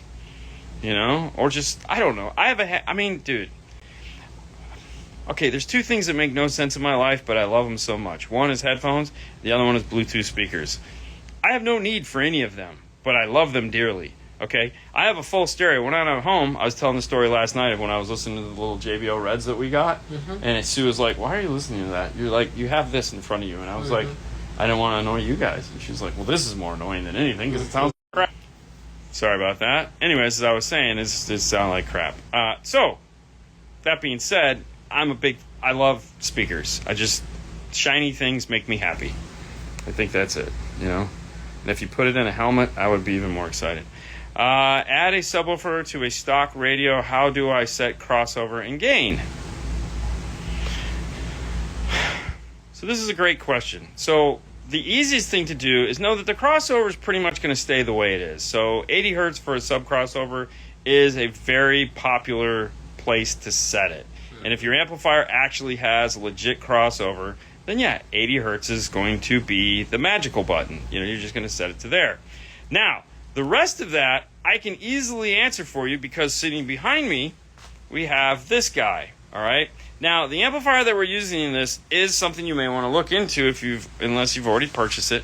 But we have a Rockford T750.1 in here, and it has peak light indicators on it, okay? So it's going to allow us to set the gain playing music as opposed to just playing a 40 hertz test tone because it's a factory radio.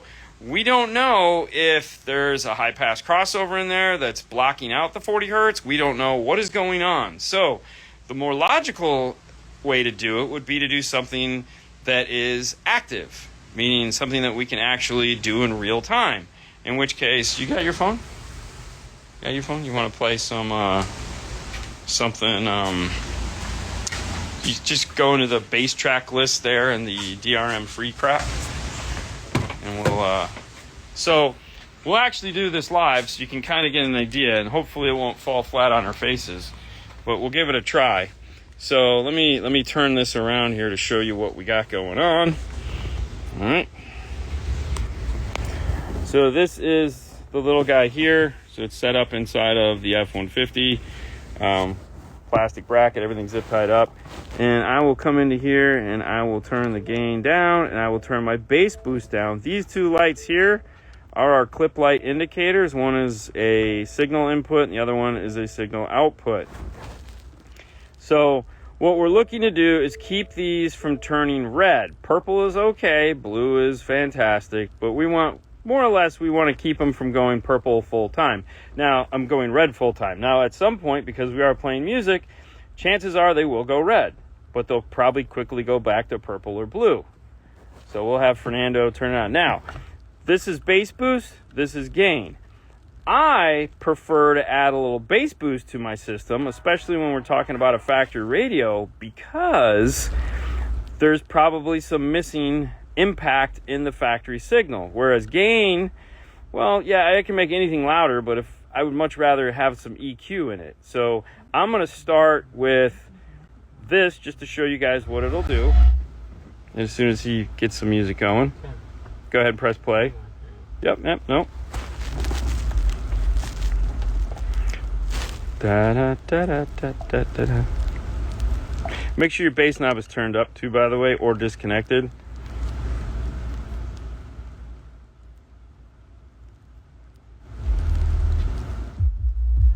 All right, so we got some of that. Crank it all the way up. Well, crank it up to distortion, but yeah, we're gonna. All right, so there we go. So we see a little red on the input. Yeah, so the clip in. So what did you have it up to? So turn it down one. One more. One more. One more. Okay, so now we're pretty good there. It's still gonna come on a little bit. Now we're gonna turn on our output. We're gonna start turning up the bass boost.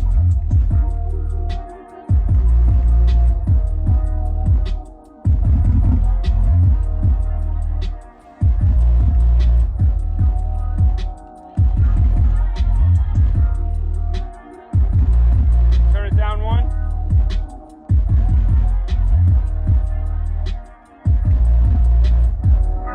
One more.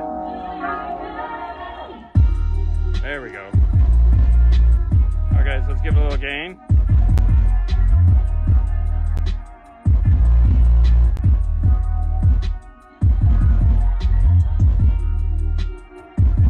So we got blue, and we got blue. Okay, turn it off. And so that's really what we're looking for as far as that goes. I'm going to put it back to where I had it when I first started. Okay. But that's what you're looking at. So when you have a bass boost and you have a gain, you want to find a happy balance between those. And then, of course, you need to turn the volume down on the radio. Now, in this case, we have zero gain. So I was making sure we could play with the gain. We're using zero gain on this one. We're just using some bass boost because it's a high level. It's got plenty of input coming into it, so I don't think we're going to need any of that. On these, we typically don't. But that's how you would do that. Now, if your amplifier doesn't have clip light indicators, that makes it kind of interesting. That's why I'm a big fan of them. I like, and a lot of the entry-level amplifiers now are coming with them, which is really nice. The other thing you can do too is, believe it or not, you can audibly hear when it was making that crappy noise. So that's why I was towards the end there, I was saying turn it down one or two more, because I was turning up the bass boost. I could hear the input clip through the subwoofers as I was turning up the bass boost, because there's a certain amount of distortion that's going to come in there. What you want to make sure is that you don't get any clappy sound from your subwoofer. So if it sounds like someone clapped their hands, you don't want that noise to come from a sub, obviously. But yeah, the reason why this works better with a factory radio is because of we haven't seen what that EQ is doing. Now I could plug an IRTA2 in here, see what the signal is. If there is anything down at 40 hertz, then I could play with it, but without having an EQ, it really doesn't make any difference, so it's not going to help. Anyways. The highest amperage, you can turn the car off. The highest ampere alternator I can find is only 200 amps. How many watts can that handle? It can actually handle a lot, because remember, amplifiers are pretty efficient. It just depends on what you're planning on doing. So if we're trying to build a 10,000 watt stereo, you're really going to need batteries. You might need 2 alternators. It just depends. A 200 amp alternator, though, for like a normal system that is comprised of, let's say, 2 amplifiers or 3 amplifiers, should be enough to handle it. Morel gave you some heart love because we're talking about the Biggie. It just so happens the Biggie is red like a heart. Maybe that's why she sent us the red one. Mm-hmm. Ooh, that could be fun. 23 Dodge Durango, non-amplified. Do y'all have a go-to basic system? No, but we'll start out any system we do with either an Amp Pro or a DSR1, depending on whether or not what I'm going to use for DSP. But no, I don't have a go-to system on that one. Tech tip of the day. I feel we just did that. Agreed. I need a good Bluetooth self-powered unit for outside. The 2 normal size rocks the house. Yeah, exactly. So you always got to buy another one.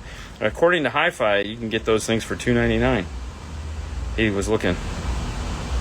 What's up, guys? Is Nando back? No, he didn't make it back yet.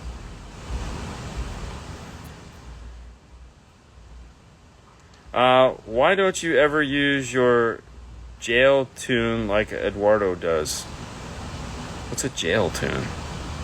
JL. You mean JL? Mm-hmm. Max? Mm-hmm. Because I haven't had time to get it out and read the instruction manual yet. That's really about it. It's like anything, it's just a matter of taking the time to figure it out. Been kind of busy lately, He doesn't do anything when he goes home. I have a job. I have 2 jobs. It'll happen at some point. Pack Audio and iData say no go on DSR1. Oh, wow, really? Or Amp Pro for 2023 Durango non-amplified. Would a kicker key work? When's the last time you checked? Because the new the Pack Pro just came out for that. So hang on, let's just double check. Because it might just be a new harness thing, and they just came out with the new harness for those, so they might not have. Just because something says no doesn't mean it's a no. It just means sometimes that they haven't actually tested it yet. But it could be no, though. Durango 2023 search.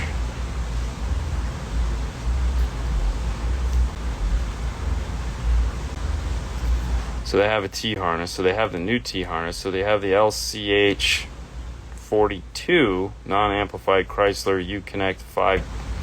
Wow, that is weird. Okay, so they make the T harness. So at that point, yes, just get a kicker key and call it a day. I would be curious, though. Before I did anything drastic, I would probably call Pack and just find out if it's something that they haven't validated yet. Because keep in mind, a lot of these things, without validation, they don't necessarily put them on the website because they don't want people to just randomly try stuff. So if it's a validation thing, cool. You could always get it, try it, see if it works. If it's like they've tried it and it doesn't work, then that's a different thing. Either way, they do make the T harness. And if it doesn't work, then yes, I would get a kicker key onto the front channels. If you're looking to hit the Staples Easy button, then the kicker key would be the way to go. Now keep in mind, if you are going to add the kicker key, which 100% you should, make sure that you're going to put some form of a DSP on the other side of it so that you can then tune the now flat signal output. Because otherwise it's going to be like kind of boring. So I don't hate JL. Why do people think I hate JL? Because you hate JL. I don't hate JL. You said multiple times. I've never said I hate JL. I've never said that. No, you do not. Dude, I've never said I hate JL. That is so messed up. That's Colin. Colin says, what file types do you need for your laser? Does DFX work? No, on the Glowforge we need SVGs. So we use SVGs on the I never even tried a DXF. No, because none of the apps we have do DXF. I mean, you could try me one and I'll give it a go. You just email me one, Colin, and I'll see if it'll work. Mm-hmm. We just got to hit the go button. Would you like me to test it for you? If you'd like to give me $3,000, I'll be more than happy to let you test it. Other than that, no, I don't let people borrow my stuff. Dude, no, I'm not that guy. I'm very particular. I don't even let my wife drive my car, dude. Like, come on. Test it for me, please. Never gonna happen. You are the ghost. Appreciate the insight. No problem. Can't afford one, but watched Eduardo use it. Very cool. Yeah, I mean, trust me, I've been around enough people using it. It's just a matter of taking the time. Like, I need like 2 hours to spend with it, and then it'll all be magical, and we'll have it figured out. It's not a big deal. I just don't feel like I need it yet, so it's okay. Mike! What's up? The Run DNF logo is cool. You should redo my Adidas. Wait, my Adidas with my toe shoes. Yeah, I can't sing though. I'll email them to you. Gracias. No problem. Yeah, man. From out here at Mobile Solutions Orca class. Yeah, I know. He's Trust there? me. Yeah, apparently. Yeah. Hey, Mike, do me a favor. Send me some pictures, please. Could you take 5 pictures a day and send them to me so I can, do my other job? That would be fantastic if you could. I mean, I know you want to share them on yours, but don't be greedy. Just saying. Let me test the Moscone. Famous. Yeah, I have 2 of those. And that's just a Bluetooth. And it's like $100. Yeah. Only here for today. All right, well, take pictures for today and send them to me. Okay? That would be great. You can do it, man. You can do it. Sad to hear about your dislike for JL. Love their stuff. I don't dislike JL, okay? There is no dislike for JL. Thank you, Mike. No, I have no problems with JL. They look, I got a tweak right there that I paid for with my own money. And I bought the Tune Max with my own money. No, I have no problem with JL. No, JL is great. Listen, they make some of the best subs ever. 100%. Yeah. Listen, everybody makes stuff that isn't fantastic, okay? Yeah. I may have in the past said there's something I don't like of theirs, but there's something I don't like of everybody's. Mm-hmm. You guys are mental. Mm-hmm. I'm telling you that the Tune Max... Dude, I'm well aware of it. You act like I've never used one before. Okay? You guys are mental. Christian, let it go, bro. You're going to have to wear a JL... You're going to have to wear a JL shirt for a week on non-believers. I have one JL shirt, and I would wear it for a day, but I wouldn't wear it for a week because I don't want to go home and wash it every night. I have 2 shirts from JL. Do you? Yeah. I know I have at least one. I think it's a Max shirt, actually. It is a Max shirt. Okay. That's what we get. Yeah, I don't know where it's at. I love it. I love that shirt. It's really cool. It's in one of the many totes of T-shirts that I have because I never opened it. Because for some reason I have a thing when I get a T-shirt in a bag. And we're not JL dealers. No, we're not so JL dealers. It's exactly the problem. Yeah. But when I get a T-shirt in a bag, I have a hard time opening it. I just keep it in the bag because I have so many T-shirts. I'd much rather just keep. What are you gonna do with them? I have no idea. I envision. I start opening them because I'm like, nobody's gonna care about these shirts other than me. So I'm just gonna wear them. Yeah, I have to find it because it's like I have the big, like the big totes with the yellow tops. Mm-hmm. I have those filled with T-shirts. Mm-hmm. That's how many freaking T-shirts I have, and I can't even get to my closet right now because my closet fell apart. So I gotta rebuild my closet still. How many times I need to run kicker key EQ to set it right? The key lock just runs itself.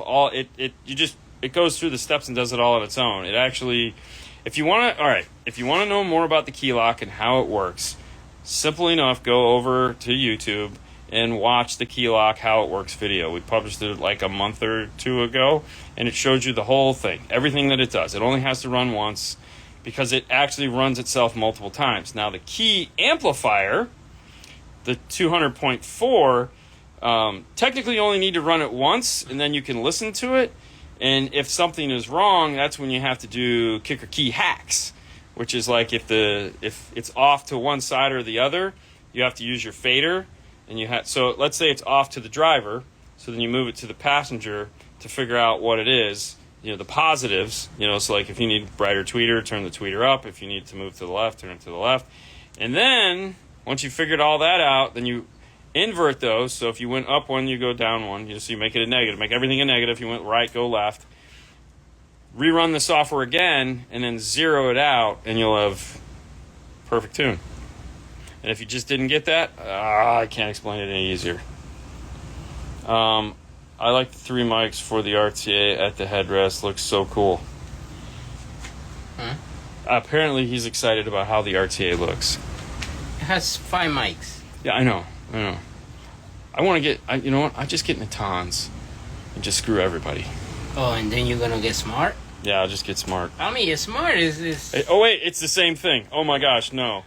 We play with smart. Yes, we've used smart. JL makes a great product, but I have a hard time supporting them because in the 90s it was all JL subs with PPI amps. I was a Lanzar sub amp guy back then. I don't hold any grudges like that. I mean, just because they were one, you know, they've always had Chinese-made amplifiers, so I mean that's kind of a thing that I thought everyone has cut them slack on, which I think is hilarious. Like they've been Chinese since day one, which is okay. I mean, I guess, but I mean, you like Orion? Yeah, but they were American made. Rockford. I didn't like Rockford. Back in the day. Back in the day, like Rockford was the enemy. Everybody was the enemy. It was Orion or nothing. Like you're all just trash. You weren't on my team. Mm-hmm. You suck. So, I mean, listen, we all have things. I don't care though. I just want good sound. Okay, so now it changed. Everything changed. Now you see what? Well, now I'm old.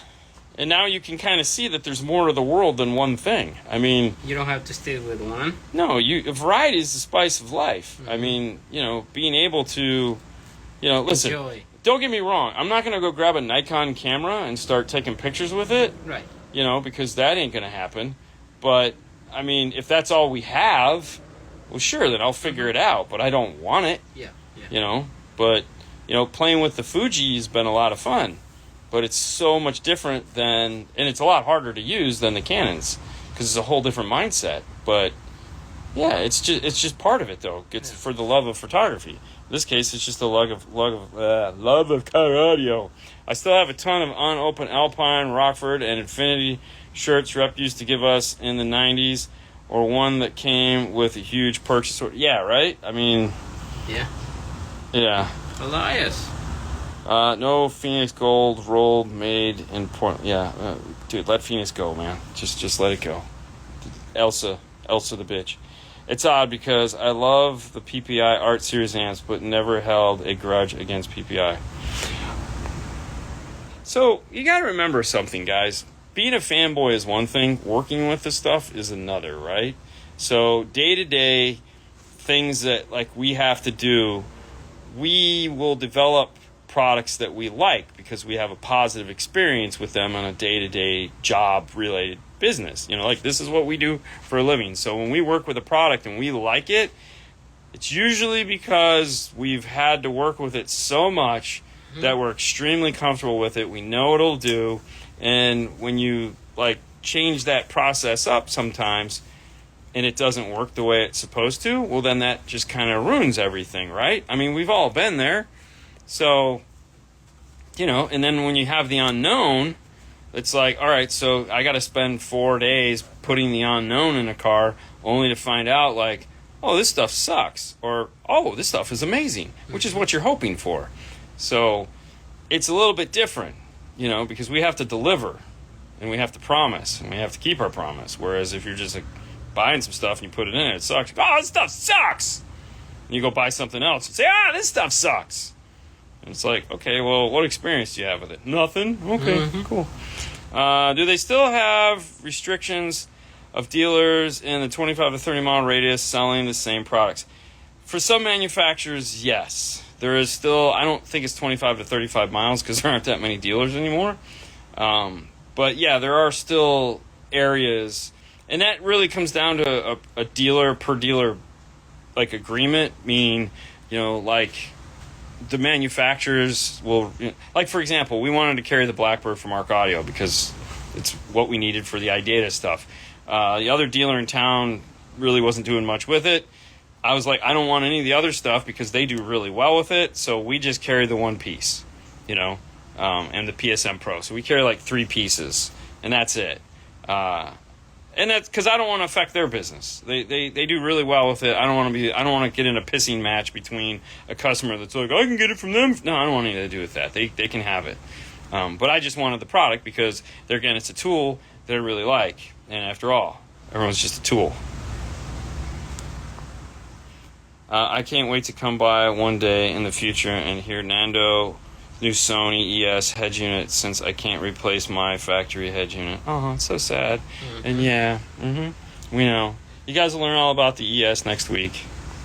Some of it anyways, because that's all done. So we got to get it into his car. I can't wait. It'll be fun. Fernando, do me... Oh, you can't talk that well. So I'm going to do the words. You just move your mouth, okay? Okay. All right, here we go. Hey guys, you got to point your fingers. Hey guys, have you heard about this amazing brand, MorelHiFi.com? That's right, you can pick up the Biggie. That's right, Biggie, Biggie, Biggie. Can you see? Somehow, yeah, it hypnotized me.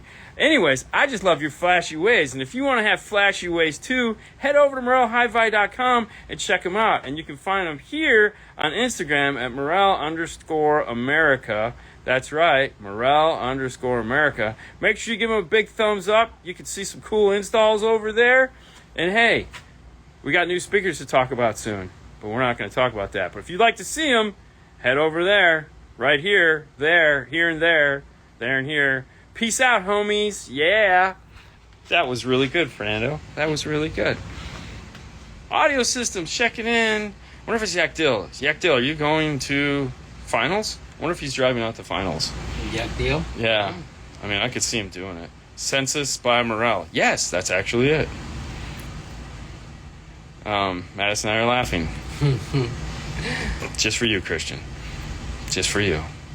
His daughter probably thinks like, oh my gosh, they know your name. Nuts. These guys love you. We don't. No, not a chance. All right, guys, listen. That's it for now. We're going to get back to work. Today is Friday. You know what that means? No. I don't either. But hey, could be something special. If you guys didn't get a chance to check out the news, make sure to check that out. Yeah, just for him and his daughter, always.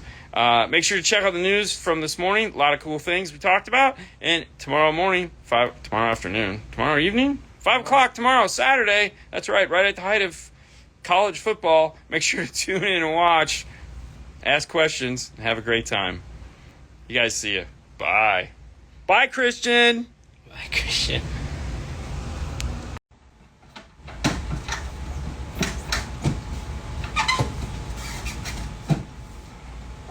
You okay? Yeah, I was going to say, I think that was in there too.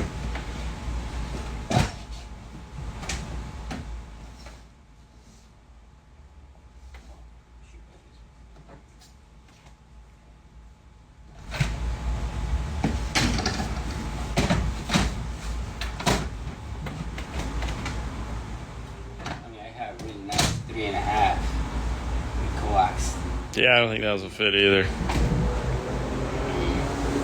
Be careful, man. You want to jar your mouth. I'm not.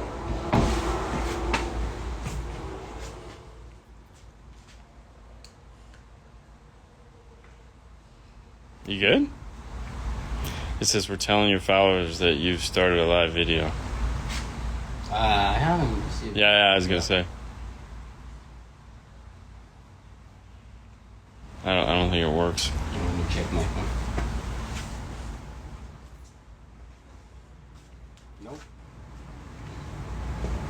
Nope, you're not live, bro. If you didn't get the message, you're not live.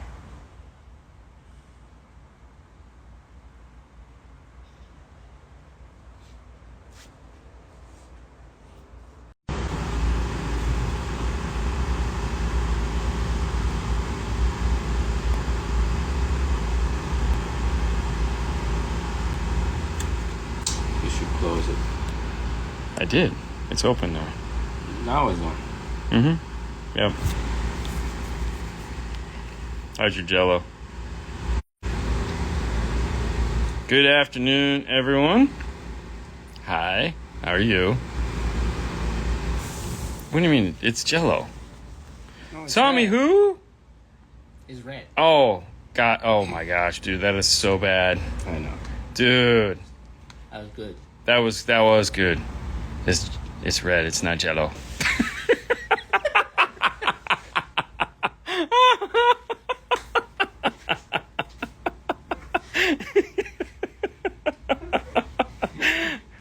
that's what you get, man. That was good. Oh my gosh. We're out, Tommy. Oh, look at those. Oh, yeah, no picture, please. No pictures, please. Get well, Fernando. Good luck. Thank you. It's not Jello. It's not Jello. It's not Jello. It's red. Hey, man. She called me psycho. She called me psycho. I don't want to be like Boo Boo. Boo's fat. Oh my god. Hey guys. Hey, check it out. This box. You cannot See what is in this box. This is a security guard right here. So we have the box flipped over. We can't show you this box at all. We can show you those boxes. Ooh, AR2. How cool. And we can show you these boxes. These boxes we can show you. Yeah. Anybody want to guess? I take it there's a sugar high right now. There is no sugar high, actually.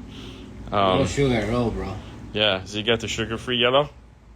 This is sugar. Whoa! See? He's drunk. He's taking Jello shots. Sugar-free yellow. Yellow shots. Yellow shot. Yellow shots. That would be great. Yeah, that'd make the pain go away. No, Tommy, Fernando had his wisdom teeth yanked out of his mouth. So, he's living the Jello pudding life. Yeah, What's in the brown box? Well, let me show you. No, I can't show you. Can't show you the brown box. But, we could show you these... Oh, I went too far. We could show you these boxes. Wow. Oh, yeah. So, they finally showed up. Hold on, let me move this out of the way for a minute. So this is the new audio control. These were waiting for me when I got home last night. Altitude. See, we're above your expectations, guys. Boom, right there. Let's say, which one is open? The 1500?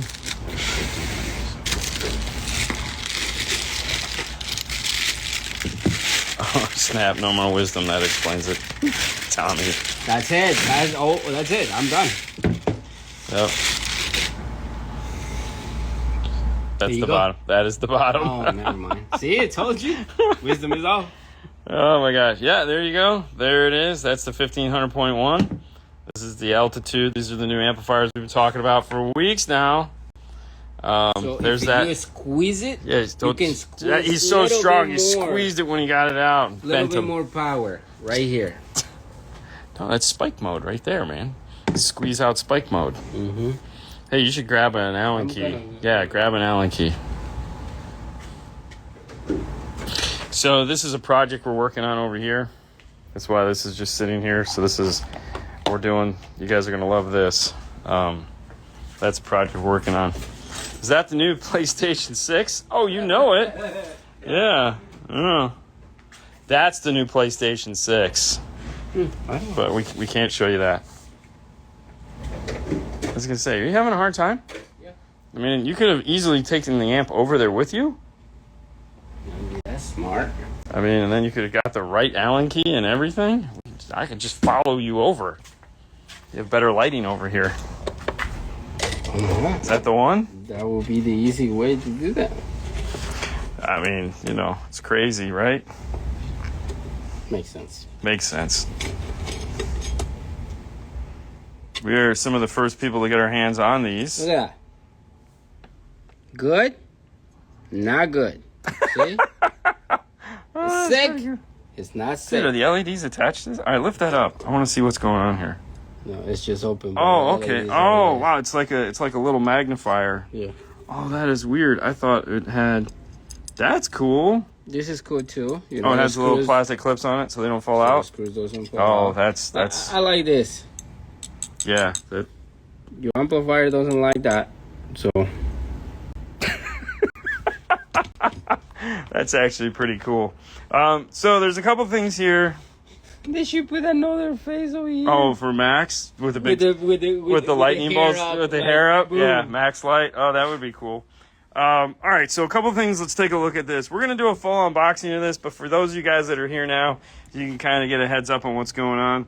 You have these two power and ground. Valet is a new feature that they've added to these. This allows you to put a switch in here so that if you're getting your car parked, you can flick it and shut all the amplifiers off, which is pretty cool, I guess. Sure.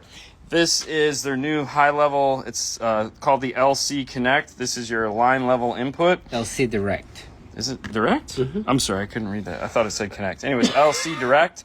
These, because they're audio controlled, naturally they have high level built into them. This is the sub amp, so it has just this little portion, but it's a universal plug, so it'll work on all the amplifiers. You have your RC inputs and outputs, bass knob, and then dual positive, dual negative. It's a 1500.1. Dropping it back down. Kind of goes over that all in here. There's your remote level input high and low. And then you got your remote GTO or audio, great turn on. Mm-hmm. Crossover 60, 120, subsonic, that's your high pass crossover. Off, because everybody wants off. So you can play that 10 hertz bass note. Or you can make it at 10 hertz and call it a day. Gain. Then we got our para bass, bass boost. And then we have the level control. So this sets our frequency for para bass. And this gives us our level control for para bass. Make sure when you plug this one, it's all the way to... Yeah, it rocks all the way up. That's the only way that rocks. Yeah. So this is the new 1500.1. We are going to do an amp dyno on it. We're going to do an unboxing. We're going to flip it over. We're going to take the sides off, and we're going to do all kinds of craziness to it, see what it can do. Here in the next couple weeks. Now, for those of you that want to ask questions about it, because clearly we don't know nothing yet. They just showed up at my house yesterday. We will have Matthew Palumbo of Audio Control on Tuesday night. We'll have him on the YouTubes and the Facebooks with us so you guys can ask all kinds of questions. I don't know if we're going to be able to see what's in that box. This one right here? I don't think so. I don't know if we can talk. I don't know when we're going to be able to talk about this box. It has nothing to do with audio control, but I don't know when we're going to be able to talk about that box right there. No pictures, please. No pictures, please. Anyways, so we got some fun stuff to look forward to. We have the 604. Basically looks like the 1500.1. Same. But we'll get them both out. We also have to build an amp rack with them so that they can take some pictures and stuff like that. So that'll be fun over the next couple weeks / month. I think we'll probably have to get it done before SEMA, so that's exciting. Not really. Lots of work to do there. As we were starting the show, you guys saw this pile of stuff. This is a view. We talked about this video. We're working on it now. This one's requiring a lot of work to do, so it's a little bit extra time we're putting into this one. So this will be fun. But no, I'm so excited that these showed up. Another thing that showed up yesterday too. Today was a big delivery day, so we got these in yesterday. So these are the A-pillars for Fernando's car. 2 and an 8. 2 and an 8 what? Somebody asked how tall it is? Somebody asked how tall they are so they can go under the seat. So 2 and an 8. So look at that. There you go, yeah, 2 and an 8. 2 and an 8, 2 and a quarter. Yeah. Yeah, so Standard. But yeah, so we ordered these. These are supposed to be brand new.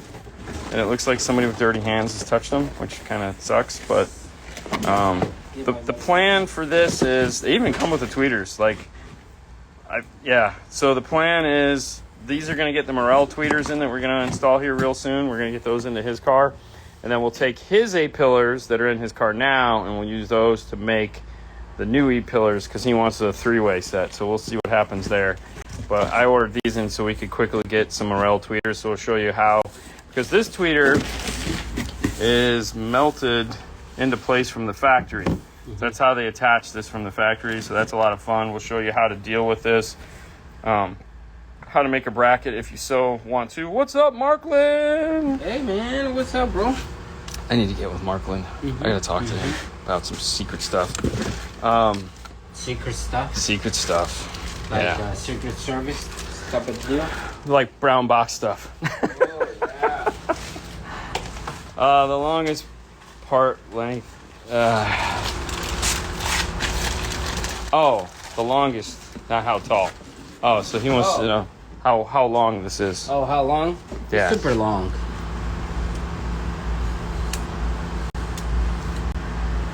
Okay, one more. Yeah. Okay. So He's lined up there. 12 and a half? Right there. 12 and a half. Right, 12 and a Let's half. do the one more. Let's finish it off. Just go this way. Flip it. Yep. You can do it. You can do it, man. No, just what? You're making this hard. And then if we go that way. Like a 6 3/4. 6 5/8. Yeah, sure. Sure. So there you go. There's the full math. Got all the mass. All right. So everybody's clear? Crystal. I don't know, but I mean, I would love to. Yeah. So there you go. So I'm excited with Matthew to talk about this and whatever else is happening with Audio Control, because it just came out with their new truck boxes this past week. So those are nice. Yeah. A lot of these are on back order, so pretty cool there. 1/2 inch too long. Well, you might be able to take the end plates off. Yeah, I know. Then you wouldn't be able to attach it down. No. I don't know. I mean, we're gonna take it apart and look at it. Yeah, but I feel like everyone at AMP has had their hands on these. I don't think so. Not Ernie. Okay, everybody in California. Yeah. There's a long story behind these, but we won't get into that. We're just happy that they're finally here. So the one that we don't have that should probably be here by Tuesday is the 5-channel, which I'm assuming is the same size. So, and then there's one more sub amp, but we're not concerned with that one because it's small. Who wants a small sub amp? I do. But Fernando, you know what time it is? I know what time it is. Hi guys. Hold on. Do you want me to do a voiceover for you? Hi guys. Welcome to the show. This part of the show is brought to you by MorelHiFi.com. That's right. MorelHiFi.com is the place that you can find. Sorry, I'm trying to get the mic close to your mouth because you don't have the volume. This is the place that you can find the new Biggie. Here, come over here and let's put Morel in the background. That way you can talk to the kids. There you go. Yeah. Exactly. This is the place that you can find them, guys. The new Ultimo Power Slim or the new Biggie. You want a Bluetooth speaker. You don't have crazy money to spend on a good set of speakers, but you want a Bluetooth speaker. Go get the Biggie. It's nice. It sounds amazing. Go check the YouTube video that we just make. Yeah. Awesome. What tweeters are we putting into your A-pillars? We're gonna put the starts with a Tempo and ends with an Ultra. Yes, we're gonna put the Tempo Ultra component set in this one. It's a big project, guys. Big project. It is a big project. Yeah. So Tempo Ultras are gonna go in the Taos. Yeah. Those will be the first speakers to go in. Where can they find them? They can find them in your local car stereo. Okay, let's pretend we're on the internet. Where can they find them? They can find it here on Instagram _America. Morel _America. You want to go and actually buy it online or things like that? Go to MorelHiFi.com. And look for a dealer near you. And yes. Very good. Call them. Call them. Call them. Call. Hello. You might not get the answer, but call them. Is it me you're looking for? So it's like Lionel Richie or what's your other girl? The girl that's, you're hello. Oh, Adele? Adele. So Lionel Richie or Adele. I like that. I want to know what's up with Nando's A-pillars. So he has a Taos, Volkswagen Taos, and it didn't come with A-pillars. It has A-pillars. It doesn't have the A-pillars with the tweeter in them. Yeah. We're getting ready to go to IASCA World Finals here in 3 weeks, which is going to be October 12th. 12th? Yep. And that is in Alabama. Birmingham, Alabama. So we have a road trip we're going to do, and we also have a really nice set of Tempo Ultras that are just sitting up front waiting to go into something. And I said, hey, let's just throw them into the Taos. And he's like, well, I don't have tweeters. So I said, cool, I'll order some A-pillars that have the tweeters. We can take those A-pillars out, and we can use those to build different A-pillars later. Mm-hmm.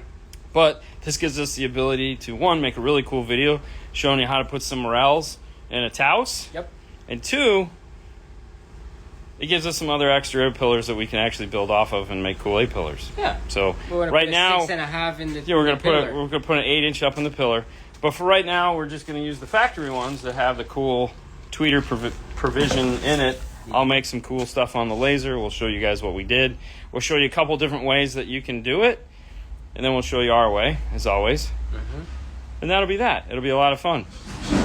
So, yeah, it's always a good time. Glue is your friend. Glue? Yeah. No, we won't be using any glue. Oh. No glue. Glue's for amateurs. Hey, look, there's the Biggie box. Where? But the Biggie's over. It's right there. Where you put it. It's right there. Yeah, but the Biggie's actually charging over here. Charging. Which laser do you have? We're a Glowforge users. So we have this guy right here. We have the, which one is this? That's the plus. This is the plus. We have the Glowforge Plus. So, is it on? Feels like it's on. Is it on? It is on? Oh yeah, it is on. I turned it on because I was gonna cut the things for Look your at this. for your Look car. at this. Just throwing dude. some money there, bro. All right, so check this out. So we went to work on this car today, and this guy had an envelope full of $100 bills, and Fernando goes, "Dude, this guy just—it was clear envelope. So this was in a clear envelope." And Fernando goes, "Dude, the guy left an envelope. I mean, this. Look at that. Like, hold on. Here, hold this for a second. Hold that for a second. I'm holding it. I'm still holding it. Yeah, hang on a second.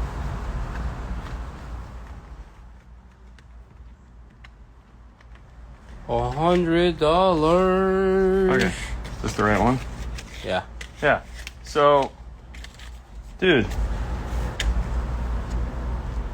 look how close that is. I mean, if you see it from here, it's like, Yeah, good. dude, it's right on point. Yeah. Okay. The color's a little off, obviously, and the bell doesn't have the cool little green that this, because this is. But when you flip it over, Boom. yeah. So I was like, dude, it totally threw us off because we didn't want to touch it. We don't touch no money and no car. And so when we saw that, we were like, I went over to Paul and I was like, hey man, this guy left an envelope full of cash. I was like, dude, go call the guy. He forgot his money over here, and that's a lot of money. Yeah, so the joke was on us. On us. Yeah. So, but I was like, dude, I gotta get one of these because these are cool. So thank you, customer, for that. Yeah. Yeah, it was that was pretty good. That was pretty good. It was insane. And I have no idea why I had 100 in my wallet. But anyways. I mean, yeah. Exactly. Exactly. But no, that was funny. That was good. I like that. So. Prop money, maybe. No, Trump money, maybe. He's just handing out $100 bills, bro. I want some. Me too. But yeah, right? That was pretty cool. So anyways, that's what we got going on. Hey, tonight at 5 o'clock Eastern Standard Time, we'll be live on YouTube. So make sure to head over and ask your questions there. It's Saturday. It's college football day. So take a break. Take a break from 5 to 6. Come hang out with us. Have some fun. Yeah. We're going to do DSP talk tonight. We're with Moscone. So that ought to be fun, as always. And that's it. That's all I got. You got anything else? Oh yeah, I got a lot of paint. That's it. All right, let's before we end, let's take a look one more time at the new Altitude. This is the new Altitude 1500.1 from our friends at Audio Control.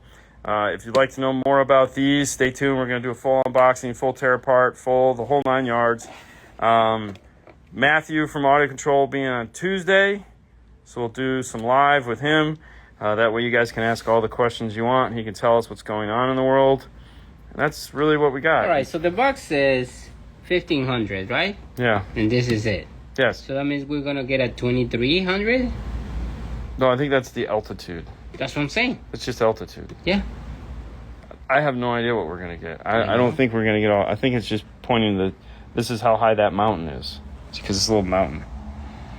So, maybe Mount Rainier or one of those guys is 1,500 feet. Who knows? I don't know. We could ask him if you want. You know, don't ask questions if you really don't want the answers. You know what I mean? Yeah. But this is the Altitude. And this one, let me show you this box. No. Can't show them that box. Nah, even you guys have to wait sometimes. Yeah. I know. To be honest, we were just as surprised when that box showed up, too. Yeah. We were like, whoa! What? What? Wait, what? What? It's already here? No, not yet. Yeah. All right, guys. Don't forget, 5 o'clock on the YouTubes, on the Facebooks. I would have just gone with MorelHiFi.com.